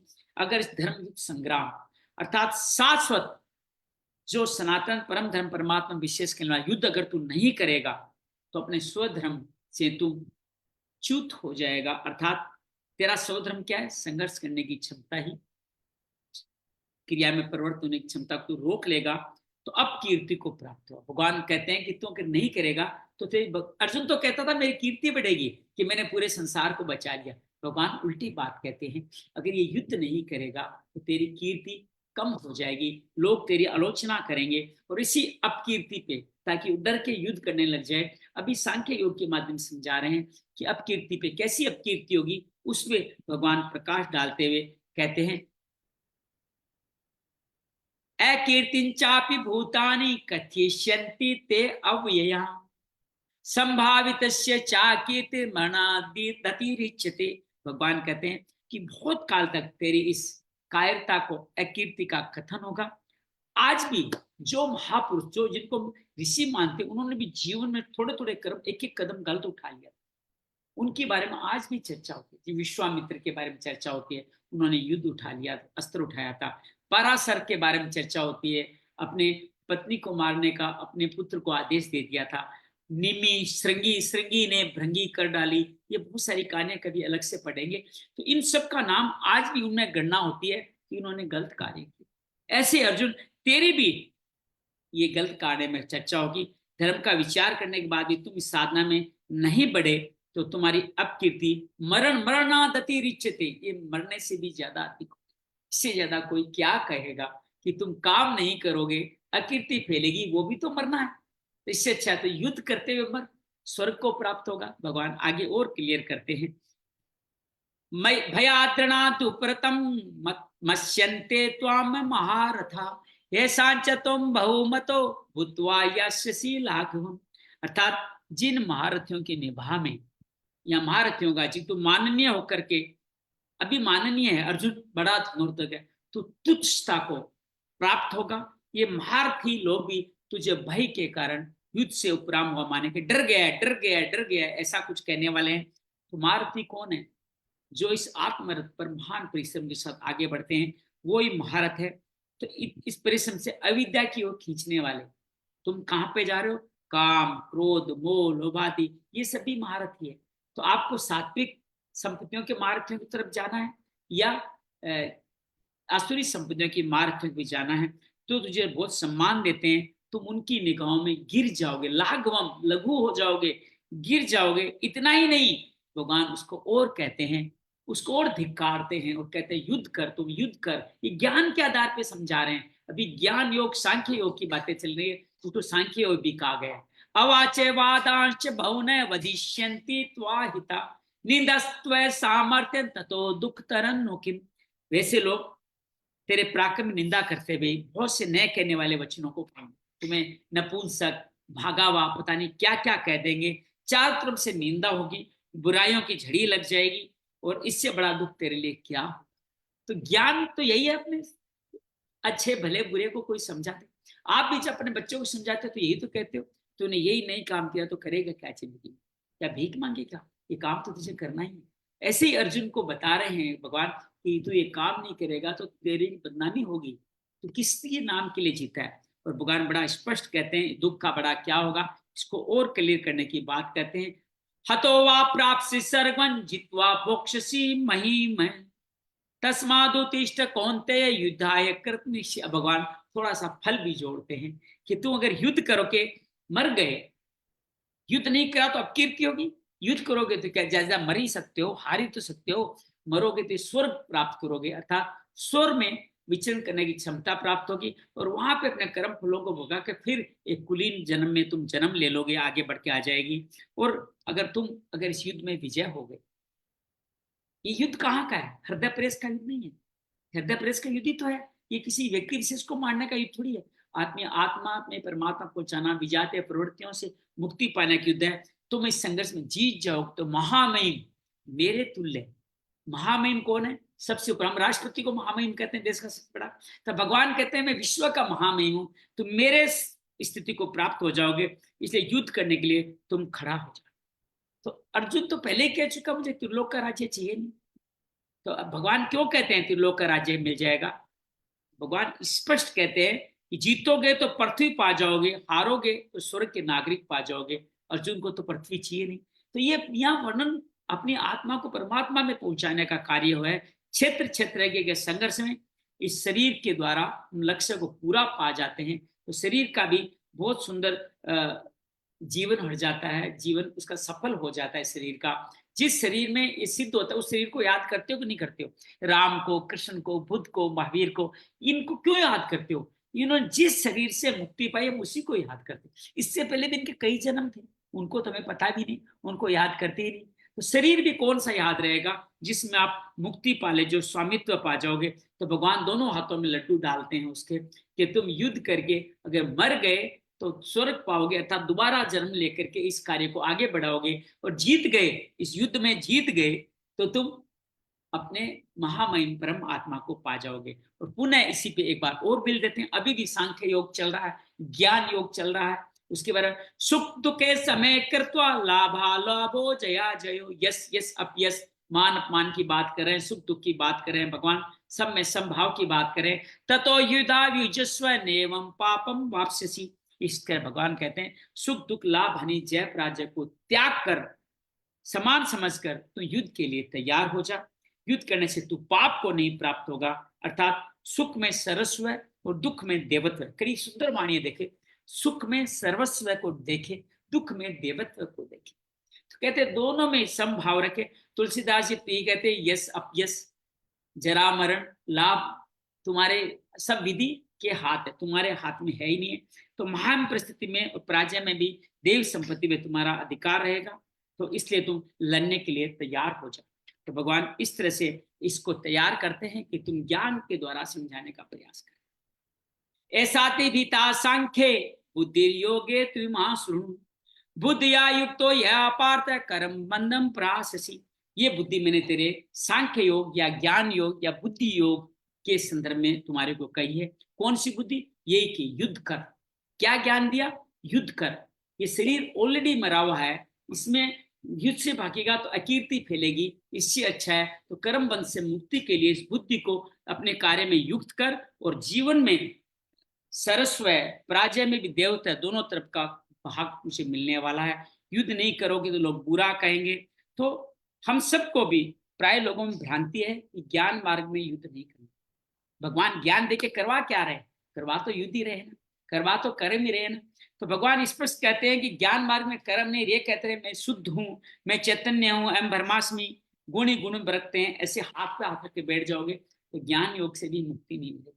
वही बात, ज्ञान की अप्लाई है, उसको सप्लाई मिला है, उसको अप्लाई करना होगा, रिप्लाई करना होगा, या सप्लाई अप्लाई से रिप्लाई तक पहुंचना होगा, जिसको हम लोग रिप्लाई सप्लाई कहते हैं ज्ञान को, मनन कहते हैं अप्लाई को, और निदाध्यास कहते हैं रिप्लाई को। अर्थात जब ज्ञान अपने जीवन में अभ्यास के द्वारा कर्म देने लग जाए तो भगवान के हिसाब से ज्ञान योग केवल ये नहीं है हाथ पे हाथ रख के बैठ जाओ, ज्ञान में भी बुद्धि को युक्त करके कर्म बंधन से मुक्ति के लिए तुम्हें बार बार कार्य करना होगा। तब भगवान ने पहली बार कर्म का नाम लिया है इस सांख्य योग के भाग में। अब भगवान कर्म को नहीं बता के कर्म की विशेषताओं पर प्रकाश डालते हैं। तो आइए हम 40वें अध्याय में पहुंचते हैं, जो बहुत अद्भुत है, उसको मेरे जीवन में उसका बड़ा महत्व है, थोड़ा ध्यान से सुनिएगा।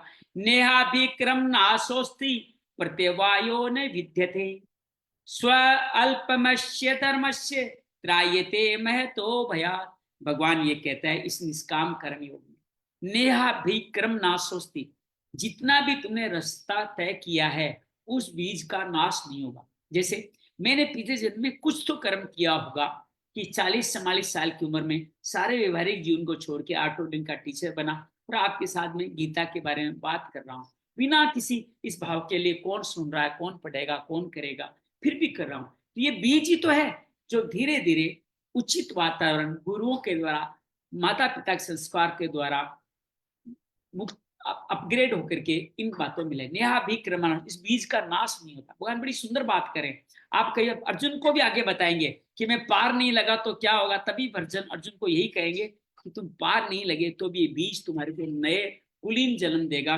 तुम्हारे जीवन में आगे बढ़ जाएगा। तो थोड़ा सा भी तो अगर तुम काम चल लेगा तो आप इसमें आगे बढ़ जाओगे। धर्म आपका परिवर्तनशील नहीं है, अप्रवर्तित है, अर्थात धर्म वही रहने वाला है। जितना चल सकता है उतना तो चल, बीज तो डाल दे, कम से कम ये युद्ध करके बीज तो डाल दे। ये बीज का नाश नहीं होता, तेरा बीज मैं संभाल के रखूंगा, मैं वादा करता हूं अगली बार तुझे उससे आगे की यात्रा मैं कराऊंगा। तो भगवान कह रहे हैं निष्काम कर्म योग द्वारा बीजारोपण का हमें भी यही संदेश दे रहे हैं कि अपने इस आत्मा को परमात्मा पहुंचने वाली गति में थोड़ा सा तो कदम रख दीजिए, कोई सुदर्शन क्रिया करिए, थोड़ी सी साधना करिए, सेवा कीजिए, सत्य का साथ कीजिए। ये सब कार्य करने से भगवान कहते हैं तुम्हें आगे चल के मुक्ति मिल जाएगी। अनंत आगे 6ठे अध्याय में कहते हैं अनेक जन्म संसिद्धिस्तो याति परांगति, अनेक जन्मों के संस्मरण से तुम्हें मुक्ति मिल जाएगी। 41वें अध्याय में भगवान, थोड़ा बड़ा है दूसरा अध्याय, देखते हैं आज कितना कर पाते हैं। व्यवसाय का बुद्धि एक है कुरु नंदन, बहुसागानंताश बुद्धियो व्यवसायी नाम। भगवान ये नाम करते हैं, व्यवसाय का नाम देते हैं, दो व्यवसाय का। यहाँ व्यवसाय का मतलब प्रोफेशन से नहीं है। भगवान कहते हैं प्रोफेशन तुम्हारा एक ही, इस आत्मा को परमात्मा को पहुंचाने का। इसी को क्रियात्मक का या निष्काम कर्मयोग कोई व्यवसाय का है हमारा, और कहते हैं इसका परिणाम एक ही है, आत्मिक संपत्ति स्थिर संपत्ति है। इसको धीरे धीरे अर्जित करना व्यवसाय। या व्यवसाय की परिभाषा क्या है, ये आत्म संपत्ति को धीरे धीरे अपग्रेड कर चुके, थोड़ा साल, थोड़ा जन्म, जैसे मैं 40 साल तक इसको कम कर पाया हूँ, अब मैं थोड़ा विस्तार से कर रहा हूँ। हो सकता है ये मेरे इस कार्य का एक अपग्रेडेड साल हो, फिर 2-4-5 साल जन्म और लगे, तब आपसे मुक्ति की राह पहुंच जाओ। एक संत तो कहते हैं मैं 5-6 सालों से अच्छा साधु था, सब नियम कर्म साधना सब करता था, आंख बंद करके बैठा रहता था, लेकिन मन में कुछ इच्छाएं थी। कैसी इच्छाएं कि लोग गांजा पी के क्यों झूमते हैं, लोग शादी के बाद क्या करते हैं, ये पैसे वाले लोग इतने आनंद में कैसे रहते हैं, हमें क्यों लगता है आनंद में रहते हैं। तो भगवान ने उनको जन्म दिया ग्रस्त काल में, और वहां पे शादी कराई, पहलवान बना, शरीर बने, स्वस्थ बना, पैसा कमाया, सारी चीजें इच्छाओं की पूर्ति कर दी। तो भगवान रथी थे, और फिर का आदेश दिया वहां उस मंदिर में तुम्हारे गुरु बैठे हैं, वो तुम्हें मार्ग दिखाए, और अपना घर छोड़ के कपड़े तक त्याग करके उनके पास चला। ये आसान क्यों हुआ चलना, ये बीज पहले से पड़ा हुआ था, इसीलिए आसान। तो व्यवसायिक बुद्धि क्या है, इस आत्मा को परमात्मा पहुंचाना, सने सने अर्जित करना व्यवसाय है। बहुत शाखा है, यहाँ उन लोगों का मजाक उड़ाते हैं जो बहुत सारी शाखाएं अलग अलग धारण कर लेते हैं, ये करूं ये करूं ये करूं ये करूं। कोई शाखा नहीं है, एक ही शाखा है। अनंत बुद्धि वाली शाखाओं से आप विचलित हो जाओगे, पदच्युत हो जाओगे। एक आत्मा को परमात्मा पहुंचाने वाला का ही कार्य करे।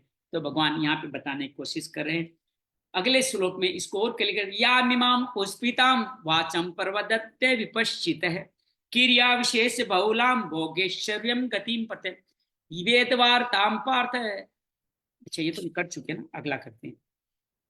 हाँ, यही करना है, ठीक है।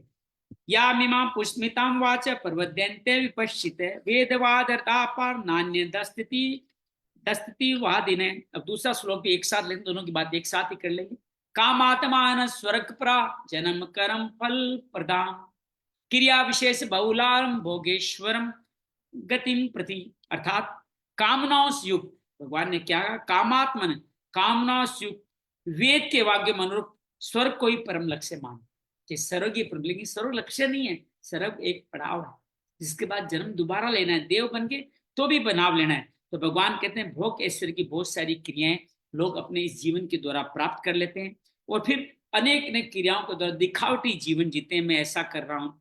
भगवान बार बार कहते हैं अविवेकी वालों की बुद्धि अनंत भेदों वाली होती है, वे फल वाले वाक्य में अनुरक्त रहते हैं, और इस तरह से परम तत्व परमात्माओं को नाम मात्र को जानते हैं, लेकिन उसके ओट में अनंत क्रियाओं का विस्तार करते हैं। अनंत क्रियाएं कर्म नहीं है, वो एक निश्चित क्रिया क्या है, भगवान अगले श्लोक में बताते हैं कि किस तरह से उनको प्रभाव कर लेना। जो अलौकिक, जो ऐसे करते हैं, जो स्वर्ग के लिए ऐश्वर्य भोगते हैं, उनका जीवन कैसा होता है, उनके बारे में बता रहे हैं।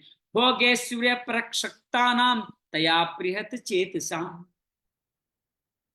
आगे भगवान इसी श्लोक में आगे और कहते हैं, इन्हीं लोगों के लिए जो स्वर्ग की प्राप्ति करे, व्यवसात्मिका बुद्धि समाधो न विद्यते। अर्थात जिनकी बुद्धि पे, चित्त पे छाप पड़ जाती है, उनकी बुद्धि नष्ट हो जाती है। ऐसे लोग जिसको भी ज्ञान देंगे उसकी भी बुद्धि नष्ट हो जाएगी। वो आपके योग ऐश्वर्य में आसक्ति वाले पुरुष जो कहते ना ये शरीर ही सब कुछ है, ये भोग आश्चर्य सब कुछ है। किरण दीदी, अभी ऐसे लोग भी हो गए हैं। दिल्ली में मैंने एक समुदाय का नाम सुना जिनका नाम दिया DINK, double income no kid. वो इतने भोग में हो गए कि हम दोनों कमा रहे हैं लेकिन संतान नहीं पैदा करेंगे, हमारे भोग में बंधन डालेगी, हम इसी को जीवन भर यूज करेंगे, इस पैसों से भौतिक सुखों की प्राप्ति करेंगे। तो ऐसी बुद्धि जिनकी व्यवसायत्मक बुद्धि हो जाती है, उनका जीवन में कल्याण नहीं होना, क्योंकि इसमें ईश्वर में समाधिस्थ करने वाली विधि उसमें इन्वॉल्व नहीं है। वो सुख संपत्ति ऐश्वर्य भोग में ही अपना जीवन समझ लेते हैं। तो ऐसे अविवेकियों की वाणी मत सुनो, जो भोग ऐश्वर्य में कौन सुनेगा, जिनकी इसी में आसक्ति होगी। अब ये समुदाय कैसे बना, ऐसे कोई आश्चर्य, ऐसे भोग आसक्ति में आसक्त करने वाला ने मिल करके ये समुदाय बनाया। और भगवान ने ये कहा वेदवादरता, ये बड़ी सुंदर शब्द आगे बोला, जो वेद के वचनों में अनुरूप है, क्या वे भी भूल करते हैं क्या। भगवान कृष्ण कहते हैं खाली पढ़ने मात्र से ज्ञान से कुछ नहीं होगा, वेद वाले भी भूल करते हैं। आइए सुनते हैं।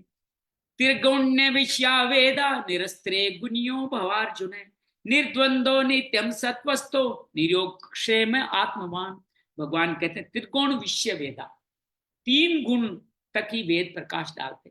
वेद कहां तक यात्रा करते, यहां तक, ये नीचे नाभि के नीचे तमस, यहाँ आपका रजस और यहाँ आपका सत्व, इन 3 की यात्रा करें, ज्यादा ज्यादा आपको सत्व में स्थापित कर देंगे। इसलिए भगवान कहते हैं 3 गुणों से ऊपर उठ, अर्थात वेदों के कार्य क्षेत्र से भी तू आगे बढ़। कैसे बढ़ेगा, निर्द्वंद, सुख दुख के द्वंद्वों से रहित, नित्य स्थित वस्तु में योगक्षेम को न चाहता हुआ। भाई तुम्हें योगक्षेम भी नहीं चाहिए, वो ईश्वर अपने आप करने वाले हैं आपके लिए। योगक्षेम को नहीं चाहना मतलब फल की इच्छा नहीं करना, हल्का सा कर्मयोग का परिचय देते हैं। आत्म प्राण हो, ऊपर उठ जा। भगवान कहता है कि जो ऊपर उठेगा वो ब्रह्म को जानता है, जो ब्रह्म को जानता है वही विप्र है। अब भगवान इसको ब्राह्मण बनाने की बात करते हैं, विप्र बनाने की बात करते हैं, योग वेद विद बताने की बात करते हैं, उसको वेदवादरता कहते हैं, वो बताने की बात करते हैं। और भगवान इस तरह से उदाहरण देते हैं तो किस तरह से ये कार्य आगे बढ़े। यावान अर्थ उदाप उत्पाने सर्वतः संपलुतोदके। एक सरोवर की संज्ञा देते हुए कहते हैं तावान सर्वेषु वेदेषु ब्राह्मणस्य विजानते। भगवान कहते हैं सभी प्रवर से प्रयोग जलाशय में प्राप्त होने मनुष्य का छोटे जलाशय जीता पर। देखो आपको मान लो बहुत अच्छा कोई जलाशय मिल गया या बहुत अच्छा जीवन का मार्ग बन गया, तो आप पुराने बिजनेस को, पुराने धंधे को, पुराने जलाशय को फिर थोड़ी देखेंगे। तो कहने का तात्पर्य ब्रह्म को जानने वाले व्यक्ति का वेदों से भी उतना ही प्रयोजन रहता है। अभी तक वेद जान रहा था, अब ब्रह्म को जान गया तो वेद को जानने की उसको जरूरत नहीं। तो कहते हैं जो वेदों से ऊपर उठता है वो ही ब्राह्मण है, वो ही ब्रह्म को जानता है। तू भी वेदों से ऊपर उठ और ब्राह्मण बन। तो भगवान पहले क्षत्रिय था, अर्जुन क्या था? क्षत्रिय। अगले श्लोक का क्षत्रिय, लेकिन तुम पहुंचना कहाँ है? ब्राह्मण तक। क्या भगवान उसका जाति परिवर्तन करा रहे? नहीं, भगवान कहते हैं वर्ण व्यवस्था है ही ऐसी कि आप जो जो अपग्रेड होगे आप ही क्षत्रिय के साथ मिलकर के आप ब्राह्मण बन जाओगे। और यहीं से भगवान इसी के अंदर सावधान वाली चर्चाओं का जिक्र करते हैं। और 47 श्लोक वो कालजयी श्लोक है जहां भगवान निष्काम कर्मयोग का परिचय हम सबको देने वाले। आइए, कर्मण्येवाधिकारस्ते मा फलेषु कदाचिन माँ कर्म फल हेतुर्भुर्मर माते संगोत स्वकर्मणि। भगवान कहते हैं कर्म करने में ही तेरा अधिकार है, फल में कभी नहीं। कदाचिन है, कभी नहीं, ऐसा समझ, फल है ही नहीं, ऐसा मान ले, फल है ही नहीं। फल की वासना वाला भी मत हो तो कर्म करने में भी तेरी अश्रद्धा न हो। तो भगवान पहली बार कर्म का नाम लिया, किंतु ये नहीं बताया कर्म क्या है, कैसे करे, कर्म की विशेषताओं पर बात। अभी भगवान ने 5 तरीके से कर्म की बात की। आइए एक बार दोहरा लेते हैं, ये बड़ा महत्वपूर्ण है।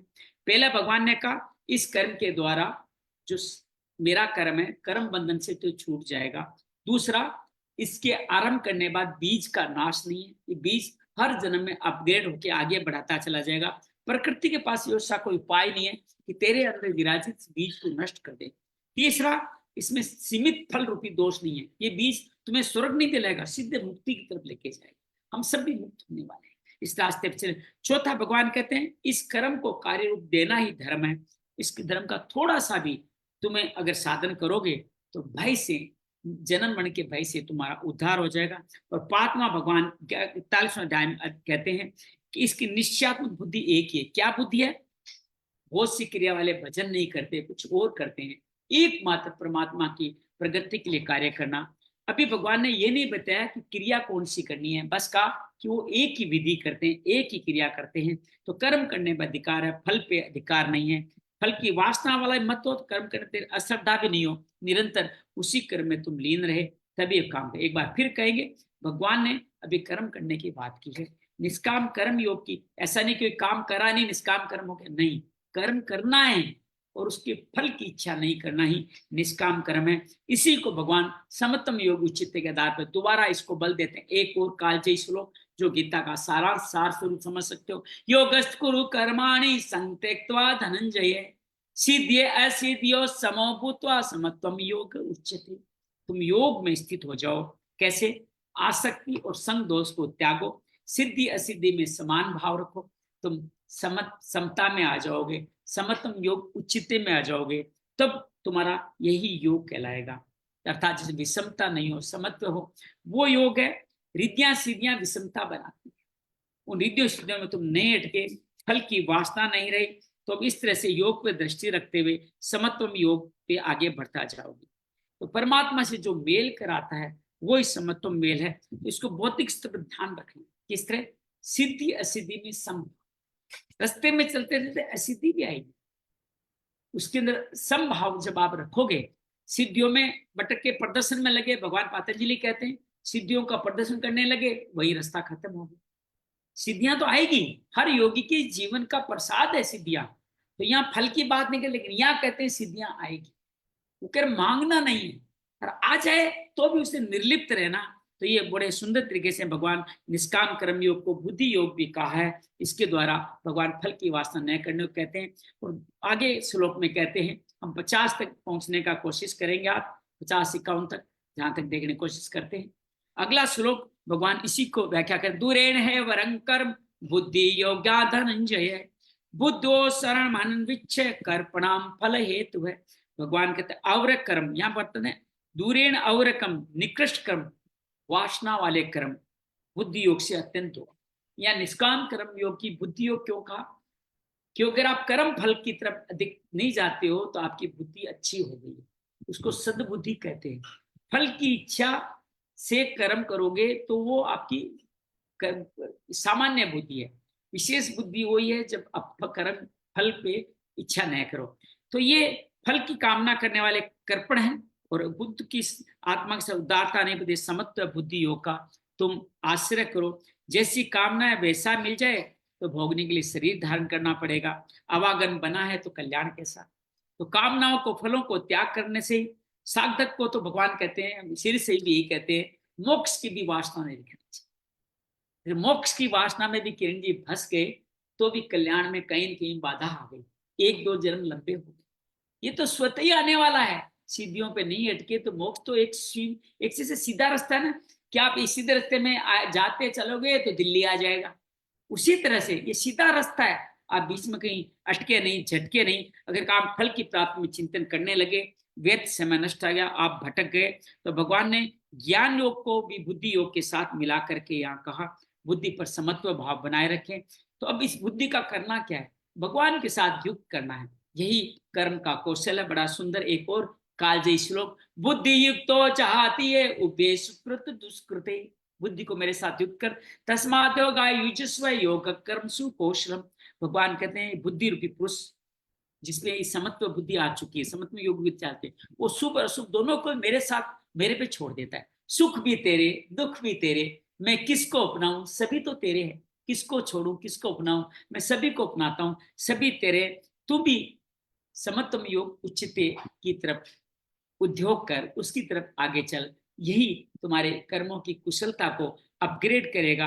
अर्थात कुशलता पूर्वक कर्म को संपादित करना। कौन से कर्म को, निष्काम कर्म को संपादित करना ही योग है।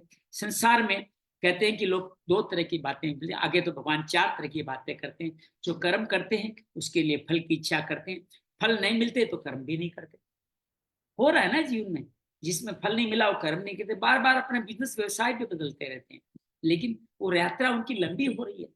जो कार्य करे उसी में बिना फल की इच्छा कार्य करे तो भगवान आशीर्वाद देने वाले हैं। तो भगवान ने कर्म का नाम लिया, 30 से 9वें श्लोक में परिभाषा दी, कहा कि श्रद्धापूर्वक काम कर, फल के अधिकार को स्वेच्छा से छोड़ दे। तो क्या जीवन भर कर्म ही करते रहना, क्या इसका कोई परिणाम नहीं निकलेगा? भगवान इसको और बताते हैं। तो किस तरह से इसको बताते हैं उसके हिसाब से बात करते हैं। इसमें टोटल हमारे इस अध्याय में हमारे टोटल सूत्र जो हमारे दिए गए 72 है। तो कल हम दूसरा और के बच्चे हुए और तीसरा का पूरा कर लेंगे, एक श्लोक 51 और कर लेते हैं। करम जम बुद्धि युक्ता है फलम त्यक्त्वा मनीषिणः जन्म बंध विनुर्मुक्ता पदम गच्छन्त नामयम्। अर्थात भगवान यहाँ बार बार कहते हैं जन्म बंधन के मुक्ति से पाना है तो बुद्धि बन, बुद्धिमान बन, और इस कर्मों में उत्पन्न वाले फल को त्याग कर जन्म मृत्यु के बंधन से, जन्म बंधु विनुर्मुक्ता, जो ही फल को त्यागे जन्म बंधु के बंधन से छूट जाएंगे, अमृत में परम पद को प्राप्त हो जाएंगे। तो भगवान ने 3 बुद्धियों का चित्रण किया है। पहला सांख्य बुद्धि जिसमें 2 फल है, स्वर्ग और श्रेय। अर्थात तुम इसे मर गए तो स्वर्ग मिलेगा और जीत गए तो श्रेय मिलेगा कि तुमने ये विजय प्राप्त की है। कर्म योग में प्रवृत्त बुद्धि का एक ही फल है, जन्म मृत्यु से मुक्ति। देखो सांख्य योग से कर्म योग को धीरे से बढ़िया बता दिया है। निर्मल अविनाशी पद की बात कि 2 ही योग क्रिया है, इसके अलावा कोई भी कार्य करते हैं वो अविवेक चिन्ह है। अनंत शाखाओं वाली बुद्धि के साथ बार बार जो भी कार्य करेंगे उसका फल जन्म मृत्यु ही बार बार होने वाला है। तो अर्जुन की दृष्टि त्रिलोक के साम्राज्य देवों के स्वामी पंथ की सीमित। भगवान ने कहा इसलिए वो युद्ध के लिए प्रवृत्त नहीं होता, मुझे नहीं चाहिए सब। भगवान ने कहा ये नहीं, तुम्हें मैं मिलूंगा, मेरे जैसा बन जाएगा, तू महामहिम बन जाएगा, तो अमृत में पद मिलेगा। इसके लिए भगवान कहते हैं। और इस कर्म में प्रवृत्ति कब होगी? हम लगभग 8-10 पे शुरू किया था, नहीं आज तुमने, हाँ कब शुरू किया था हमने? 7:45 का नाम दिया था। चलिए फिर भी 8 लगभग बच गए। तो एक श्लोक और लेते हैं जो इसी बुद्धि से रिलेटेड है, फिर आगे बढ़ते हैं, फिर स्थित प्रज्ञ की बातें होने लग जाएगी। यदा ते मोह कलिलम बुद्धिर्वेति तिरस्यति तथा गंतासि निर्वेदम श्रोतवश्य श्रुतस्य च। भगवान कहते हैं जिस काल में तेरी बुद्धि मोह रूपी दलदल से पूर्णता प्राप्त कर लेगी, मोह कलिलम, मोह रूपी दलदल, कलिलम दलदल को कहते हैं, उससे पार कर लेगी, लेस मात्र मोह नहीं रहेगा, न पुत्र में, न धन में, न प्रतिष्ठा में, सबसे लगाव हो जाएगा। जो उसमें सुनने उसे तो सुन सकेगा, तब तुम्हें क्या सुनाई देगा? मोह से हटोगे तो जो तुम्हें कार्य करे में वो सुनाई देगा, तब तो वैराग्य को प्राप्त होगा, आचरण ढल जाएगा। तो जो सुनने लायक उसे तू न सुन पाया तो आचरण का प्रश्न, श्रोतवश्य श्रुतस्य च, जो सुनना है वो सुन नहीं पा रहा है इस मोह के चलते हुए, तो भगवान इस योग्यता पे पुनः प्रवास डालते हैं और एक और बात करते हैं। फिर अर्जुन यहीं पे भगवान स्थित प्रज्ञ की बात करके खत्म कर देंगे। फिर अर्जुन स्थित प्रज्ञ के सवाल पूछेगा जो हम कल लेंगे वो दृष्टांत। आइए एक श्लोक और कहते भगवान स्थित प्रज्ञ तक पहुंचाते हैं। श्रुति विपर प्रतिपन्ना ते सदा स्तस्ति निश्चला समाधव चला बुद्धि तथा योगम वापसी। इस प्रकार अनेक प्रकार के वेद वाक्यों को सुनकर विचलित तेरी बुद्धि जब परम भाव में, समाधि भाव में अचल, निश्चल, स्थिर समाधि में स्थित हो जाएगी, तब तुम समत्व योग को प्राप्त होगा, पूर्ण समस्थिति को प्राप्त होगा। अनामय परम पद इसी को कहते हैं। यही योग की प्रकाष्ठा है, यही अप्राप्य की पाता है। भगवान ये भी कहते हैं वेदों से शिक्षा तो मिलती है, श्रुति विप्रतिपन्ना अर्थात श्रुतियों के सिद्धांत बुद्धि विचलित होती है। अनेक सिद्धांत बुद्धि सिद्धांत तो अनेक सुनने लोग उससे भी दूर रहते हैं। ये जिस समाधि में स्थिर होता है उसको क्या कहते हैं? स्थित प्रज्ञ। उसकी बुद्धि स्थित हो गई ईश्वर के अंदर, तो योग की परम पाष्ठा को पालेगा। तो अर्जुन की उत्कंठा स्वाभाविक है। अब उसका कुछ कुछ भाव बदला है, अरे बहुत कुछ मिलने वाला है युद्ध करूंगा तो अर्जुन अब उस महापुरुषों के बारे में जानना चाहता है कि जो परम पद में स्थित है वो महापुरुष कैसे होते हैं। उस पर हम लोग चर्चा कल करेंगे। इसको स्थित प्रज्ञ स्थित कहते हैं। अर्जुन उसके बारे में सवाल पूछेगा, वो कैसे होते हैं, क्या बोलते हैं, क्या करते हैं, उसके बारे में हम लोग कल बात करेंगे। तो आइए आज यहीं पे संपूर्ण करते हैं और जीवन को आगे बढ़ाने का कार्य करते हैं। किस तरह से हम कार्य करें, आइए आंखें बंद के इस कर्म योग का कुछ सारांश करने की कोशिश करते हैं। एक गहरी लंबी श्वास भरें और धीरे धीरे इस शरीर के प्रति सजग हो जाए। इस शरीर जहां पे हमारी मन बुद्धि चित्त अहंकार इस शरीर के साथ मिलकर कार्य कर, इसके साथ ही हमारे जीवन में मोह उत्पन्न हो रहा है। इस मोह के कारण हम अनेक तरह की भ्रांतियों में गिरते जाते।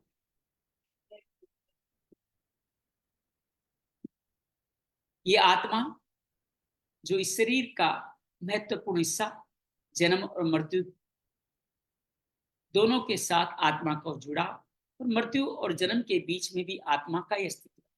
हम सब सनातन धर्मी हैं, आत्मा के ही साधक हैं। यह आत्मा जो अजर है, अमर है।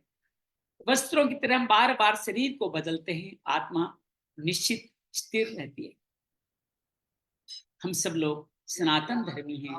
सत्य आत्मा ही सत्य है, जो कभी जिसका क्षय नहीं होता, जो कभी नाश नहीं होती, जिसको कोई पंच तत्व की शक्तियां गला नहीं सकती, वो आत्मा। उस आत्मा का अनुसरण ही हमारा परम धर्म।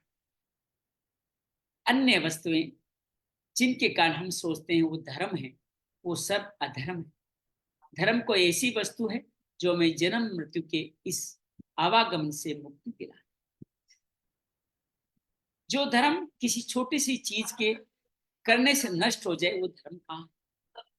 सनातन धर्म हर उस व्यक्ति का धर्म जो आत्मा को परमात्मा को पहुंचाने का प्रयास करे, चाहे वो किसी रास्ते पे चले, बुद्ध, महावीर, ईसा, मूसा, मोहम्मद, किसी रास्ते पे चले, अगर वो आत्मा को परमात्मा तक पहुंचाता है तो सब सनातन धर्म। तुम भी सनातन धर्मी है, सत्य एक आत्मा है, उसके लिए तू प्रयास कर। इस आत्मा को परमात्मा तक पहुंचाने का प्रयास करने से तुम्हें स्वर्ग, इस रास्ते में अधूरा रहा तो तुम्हें स्वर्ग मिलेगा, और जीत गया तो तुम्हें मुक्ति मिलेगी। सांख्य योग के बारे में सारा ज्ञान भगवान कृष्ण उसको बारंबार देते। अंत में कर्म योग के बारे में बताते हैं कि कर्म योग का छोटा सा भी प्रयास, इसका बीज का कभी नेहा भी क्रम नासो, इसका क्रम कभी खत्म नहीं होता। ये अक्षय है कि हमेशा के लिए तुम्हारा साथ करेगा, और एक ही क्रियात्मक बुद्धि है, कर्म बंधन से मुक्ति। और इस मार्ग पे जितना भी तुम रास्ता तय करोगे, उस रास्ते के अनुसार तुम्हें अगला जन्म अपग्रेडेड मिलने वाला है। स्थिर बुद्धि के साथ इसी व्यवसाय को लगातार करोगे तो कार्य आगे बढ़ता चला जाए। कर्म, निष्काम कर्म की बात की, हर कर्म का एक फल अवश्य है, लेकिन उस फल की तुम इच्छा नहीं करो। फल का कभी नाश नहीं होता, वो हमेशा तुम्हारे साथ बना रहेगा। मोक्ष की भी वासना न रहे तभी मोक्ष की प्राप्ति होती है। सुख दुख, जय विजय, पराजय, यश अपयश सभी में समभाव रखने की बुद्धि बुद्धि योग के अंतर्गत कही गई। यही बुद्धि विवेक तुम्हारे जीवन में तुम्हें समत्व भाव मिले। इस बुद्धि को मेरे साथ संयुक्त कर दे। विवेक के साथ ही हम भगवान के पास पहुंच सकते हैं और उसके जो ही हम संयुक्त करते हैं, शुभ और शुभ कर्म सभी ईश्वर अपने पे समर्पित करवा लेते हैं। यही कर्म का कौशल है जिसके बारे में इस बुद्धि के द्वारा हम जानते। तो परम योग परम बुद्धि एक ही है, इस आत्मा को परमात्मा तक पहुंचाना। ऐसे व्यक्ति अपने समाधिस्थ हो जाते हैं, स्थित हो जाते हैं, स्थिर बुद्धि वाले होते हैं, जिनको स्थित प्रज्ञ भी कहा जाता है। समस्त स्थित प्रज्ञ का सभी को नमन करते हुए, अपने शरीर परिसर के प्रति सजग होते हुए, महान स्थित प्रज्ञ भगवान श्री कृष्ण को इन वचनों के द्वारा नमन करते हैं। वसुदेव सुतं देवं कंस चाणुर्मर्दनम देवकी परमानंदम कृष्ण वंदे जगद्गुरु। श्री कृष्ण वंदे जगद्गुरु योगेशम सच्चिदानंदम वासुदेव वर्ज प्रियम धर्म संस्थापकम वीरम कृष्ण वंदे जगद्गुरु। श्री कृष्ण वंदे जगद्गुरु। हरिओम तत्सत हरिओम तत्सत हरिओम तत्सत। धीरे धीरे दोनों हाथ ऊपर लाएं, हाथों की छोटी उंगली को नीचे वाले हिस्से को आपस में घर्षण करें। भगवान कृष्ण द्वारा दिया गया सांख्य योग, ज्ञान योग, बुद्धि योग, निष्काम कर्म योग की इस मेहंदी को हाथों की गर्माहट में लगाएं, आंखों तक ले जाएं और स्थित बुद्धि के साथ समतम योग में स्थापित होकर के अपने कर्मों को परम कुशलता प्रदान करें। धीरे धीरे हाथ नीचे लें, विश्राम करें। तो ये था हमारा दूसरा अध्याय। दूसरा अध्याय बड़ा रोचक है और कहते हैं यही गीता का सार है। लेकिन गीता इससे आगे भी आप सब जान चुके हो। अभी तो सिर्फ कर्म का परिचय कराया है, सांख्य योग, ज्ञान योग की बुद्धि के बारे में परिचय कराया है। हमारे साथ अभी तक जुड़ी है अंजलि, किरण और रेणु, आप सबका बहुत सारा अभिवादन करता हूँ, बहुत सारा स्वागत करता हूँ। तो ये अक्सर लोग कहते हैं दूसरा अध्याय सांख्य योग बड़ा टिपिकल है, हालांकि सांख्य योग की चर्चा थोड़ी है, ज्ञान योग की 10, 12, 15 श्लोक है। फिर भगवान धीरे धीरे अपने मुख्य मार्ग जो उनको अति प्रिय है, निष्काम कर्म योग की तरफ लेके चले जाते हैं। तो ये पूरा सार आ गया है दूसरे अध्याय का। अब तो सिर्फ एक चैप्टर बचा, स्थित प्रज्ञ व्यक्ति कैसे होते हैं, जिसके विग्रह स्पृणा वाला बड़ा कालजयी श्लोक भी भगवान उसके अंदर आते हैं। स्थित धीर मुनि रुच्यते वीत राग भय क्रोध है, उसके बारे में परिचय देंगे। स्थित प्रज्ञ का परिचय वैसा ही है जैसे आगे चल के लोग भक्त का बताएंगे, क्षेत्र क्षेत्र के बताएंगे, गुणातीत का बताएंगे। ये सब एक ही व्यक्ति के अलग अलग नाम है। स्थित प्रज्ञ उसकी बात कल अर्जुन करेगा। उम्मीद है आपको आज का ये संवाद अच्छा लगा होगा।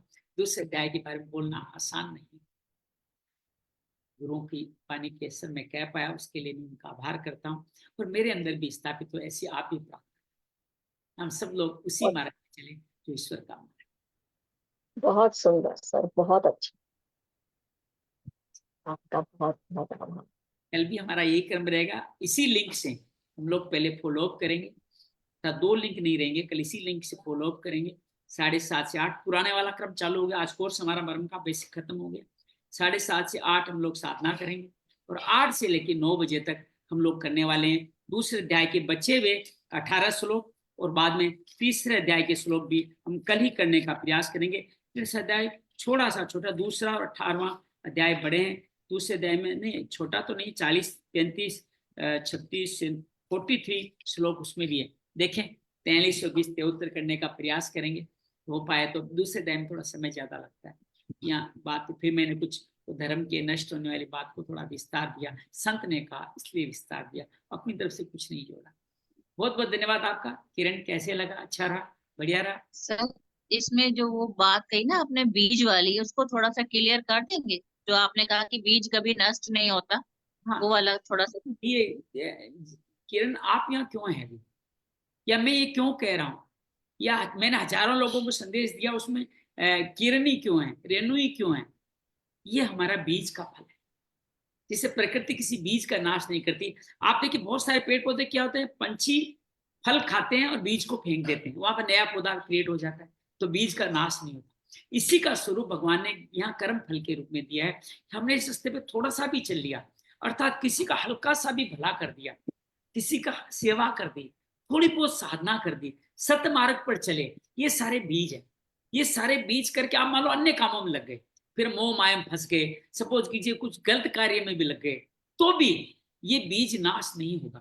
ये नहीं कि गलत कार्य करे तो ये बीज कट जाएगा, ऐसा नहीं होगा। ये बीज फिर भी बचा रहेगा। ये बीज अगले जन्म में आपको अपग्रेड होगा, आगे जन्म में इसी बीज से आगे आप पेड़ बनेगा, फल आएंगे, बड़ा पेड़ बनेगा और आप मुक्ति की राह पे बढ़ते चलेंगे, जिसको भगवान 13वें अध्याय 15वें अध्याय में ऊर्ध्वमूल मगध शाखम कहते हैं। उस शाखाओं का और विस्तार करते करते आप अलग योनियों चलते ऊपर ग्रेट योनि में आ जाएंगे। तो बीज हमेशा रहेगा, अर्थात भगवान स्पष्ट करते हैं इस मार्ग पे एक भी कदम आपने बढ़ाया, राम राम लिया है नाम, या गीता पढ़ी है, या आपने किसी को जीवन में धारण करके थोड़ी देर के लिए मोह माया से मुक्त हो गए हैं, थोड़े से आपने किसी के सत्य कर्म किया, किसी सेवा करिए, संस्कार करे, कुछ भी निष्काम कर्म का किया है, वो कार्य आपके खाते में नोट हो जाएगा। और नोट ऐसी शाही से होगा जो कभी मिट नहीं सकते, और वो बीज आपको फिर अगले जन्म में मिल जाएगा। जैसे मैंने अपना उदाहरण के बताया कि मैं 40 साल तक सारी व्यवसायत्मक बुद्धि में लगा हुआ था, जीवन, प्रोफेशन, कमाना, मकान, छोटा मकान, बड़ा मकान, ये मकान, वो मकान, सामाजिक मान प्रतिष्ठा, सबसे बड़ा ज्ञानी में हूँ, सबसे बड़ा महात्मा में हूँ, इस तरह की बातें, पैसा कमाता हूँ, ये करता हूँ, बहुत ज्यादा कार्यम कर्म था, बहुत ज्यादा कर्ता भाव था। भगवान ने सब कुछ किया, ये मेरे कर्मों का फल था जो मुझे दिया उन्होंने। लेकिन 44 साल में जो बीज था उसकी उन्नति का समय आ गया। भगवान ने 3 पटकनियां दी मेरे को। पहले मैं अचानक अच्छा जीवन जीता था, मुझे डायबिटिक बना दिया। मैं जो व्यवसाय कॉर्पोरेट चलाता था वो कॉर्पोरेट व्यवसाय बंद हो गया। मैं जिस सामाजिक प्रतिष्ठा का नेशनल प्रेसिडेंट का चुनाव लड़ रहा था वो चुनाव में हार गया, जो मुझे हारना नहीं था। तीनों में मेरी विजय होनी थी, तीनों ही में हार गया। क्यों हुआ? भगवान को उस बुद्धि के बीज के फल को आगे बढ़ाना था, थोड़ा गर्मी देनी थी ताकि बीज बाहर निकल जाए। तो दुख रूपी गर्मी दी, और उसके तुरंत बाद 2009 में सारी घटनाएं घटी, और 2010 में बीज 2005 में थोड़ा सा पढ़ चुका था जब मैंने आर्ट रोलिंग का बेसिक कोर्स किया था, और 5 साल तक बस कभी कभार उसका अभ्यास करता था। 2010 में आकर के ऐसी लगन लगी कि 1 साल के अंदर अंदर 2009 के पूर्वार्ध में लगा मैं, और 2010 के इसी माह में लगभग अगस्त सितंबर माह में मैं आर्ट रोलिंग टीचर बन गया। तो सारी यात्रा एक में सारा पटक पटका के भगवान ने कहा बस अब तेरा काम खत्म, अब मैं चलाऊंगा तेरी राह को, तेरा बीज बड़ा होने वाला। और उसके बाद धीरे धीरे राह आगे चलती रही, अनेक गुरु मिलते रहे, गीता मिलती रही, पतंजलि मिले, मरम मिला, गीता मिली, गीता पढ़ना लिखना सीखा। तो यात्रा मैं व्यवसाय अभी भी करता हूँ, बिजनेस करता हूँ, लेकिन उसके प्रति बहुत सारे भाव अलग हो गए हैं, फल की इच्छा के भाव खत्म हो गए हैं। मेरे 2 बेटे हैं जो बड़े हो गए हैं, दोनों की शादियां हो गई है, का पोता भी है। तो मन में ये भाव वो अपना कर्म अपने आप करे, मुझे मेरा अपना जीवन 2 बच्चों के लिए जीवन थोड़ी जी रहा हूँ।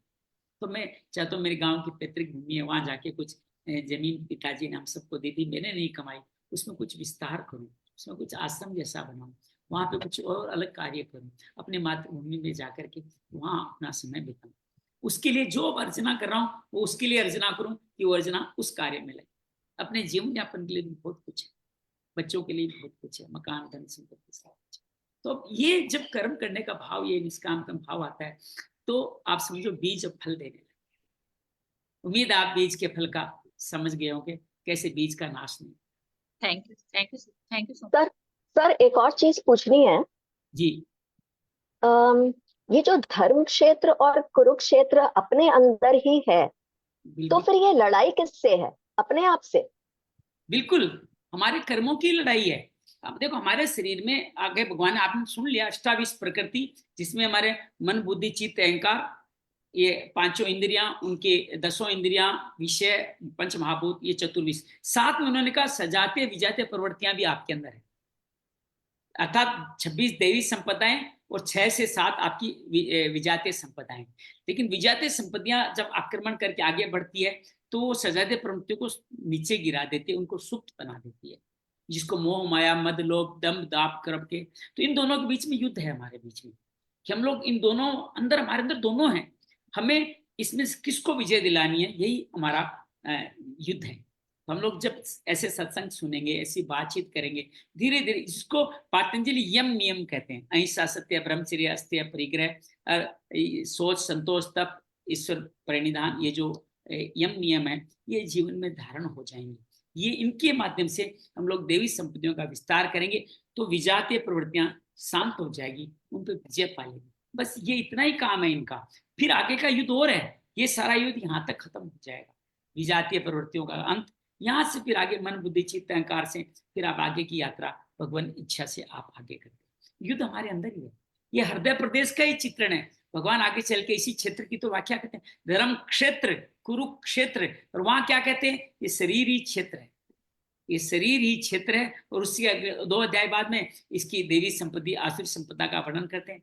आपने अगर कल का अध्याय सुना हो तो मैंने योद्धाओं के नाम भी इसी विजातीय सजातीय प्रवृत्तियों के नाम से लेने का गुरु के मार्गदर्शन से प्रयास किया था। तो हम सब इन्हीं के बीच में युद्ध है, और ये अर्जुन हम ही है, और ये महाभारत भी हमारे अंदर ही है। ये इस युद्ध में हम विजय पाए, यही हमारा जीवन जीने की कला है। बस ये मुझे जो डीप मीनिंग है ना इसके अंदर, वो ही मुझे समझने की बहुत इच्छा रही है, और वो ही अब मुझे समझ में आ रहा है। जी दीदी, और मैं बताऊं, मैं आपको समझाता हूं तो मुझे भी समझ में आ रहा है।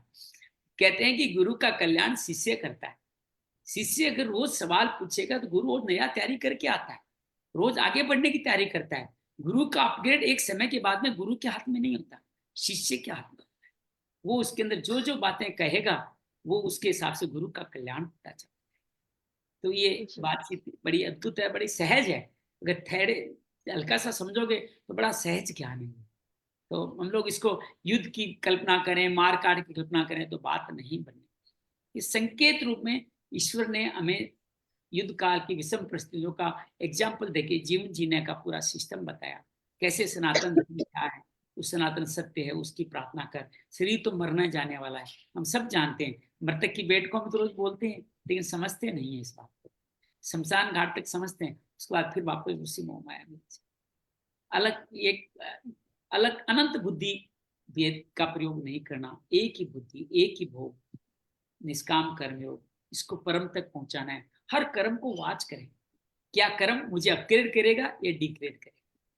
ये सात्विक संपत्तियों का साम्राज्य है या विजातीय संपत्तियों का प्रकोप है। हर कर्म को इस तरह से आप स्वाध्याय करें, वाच करें, तो विश्वास कीजिएगा रास्ता बहुत आसान है। जी, थैंक यू, बहुत बहुत धन्यवाद, बहुत बहुत धन्यवाद।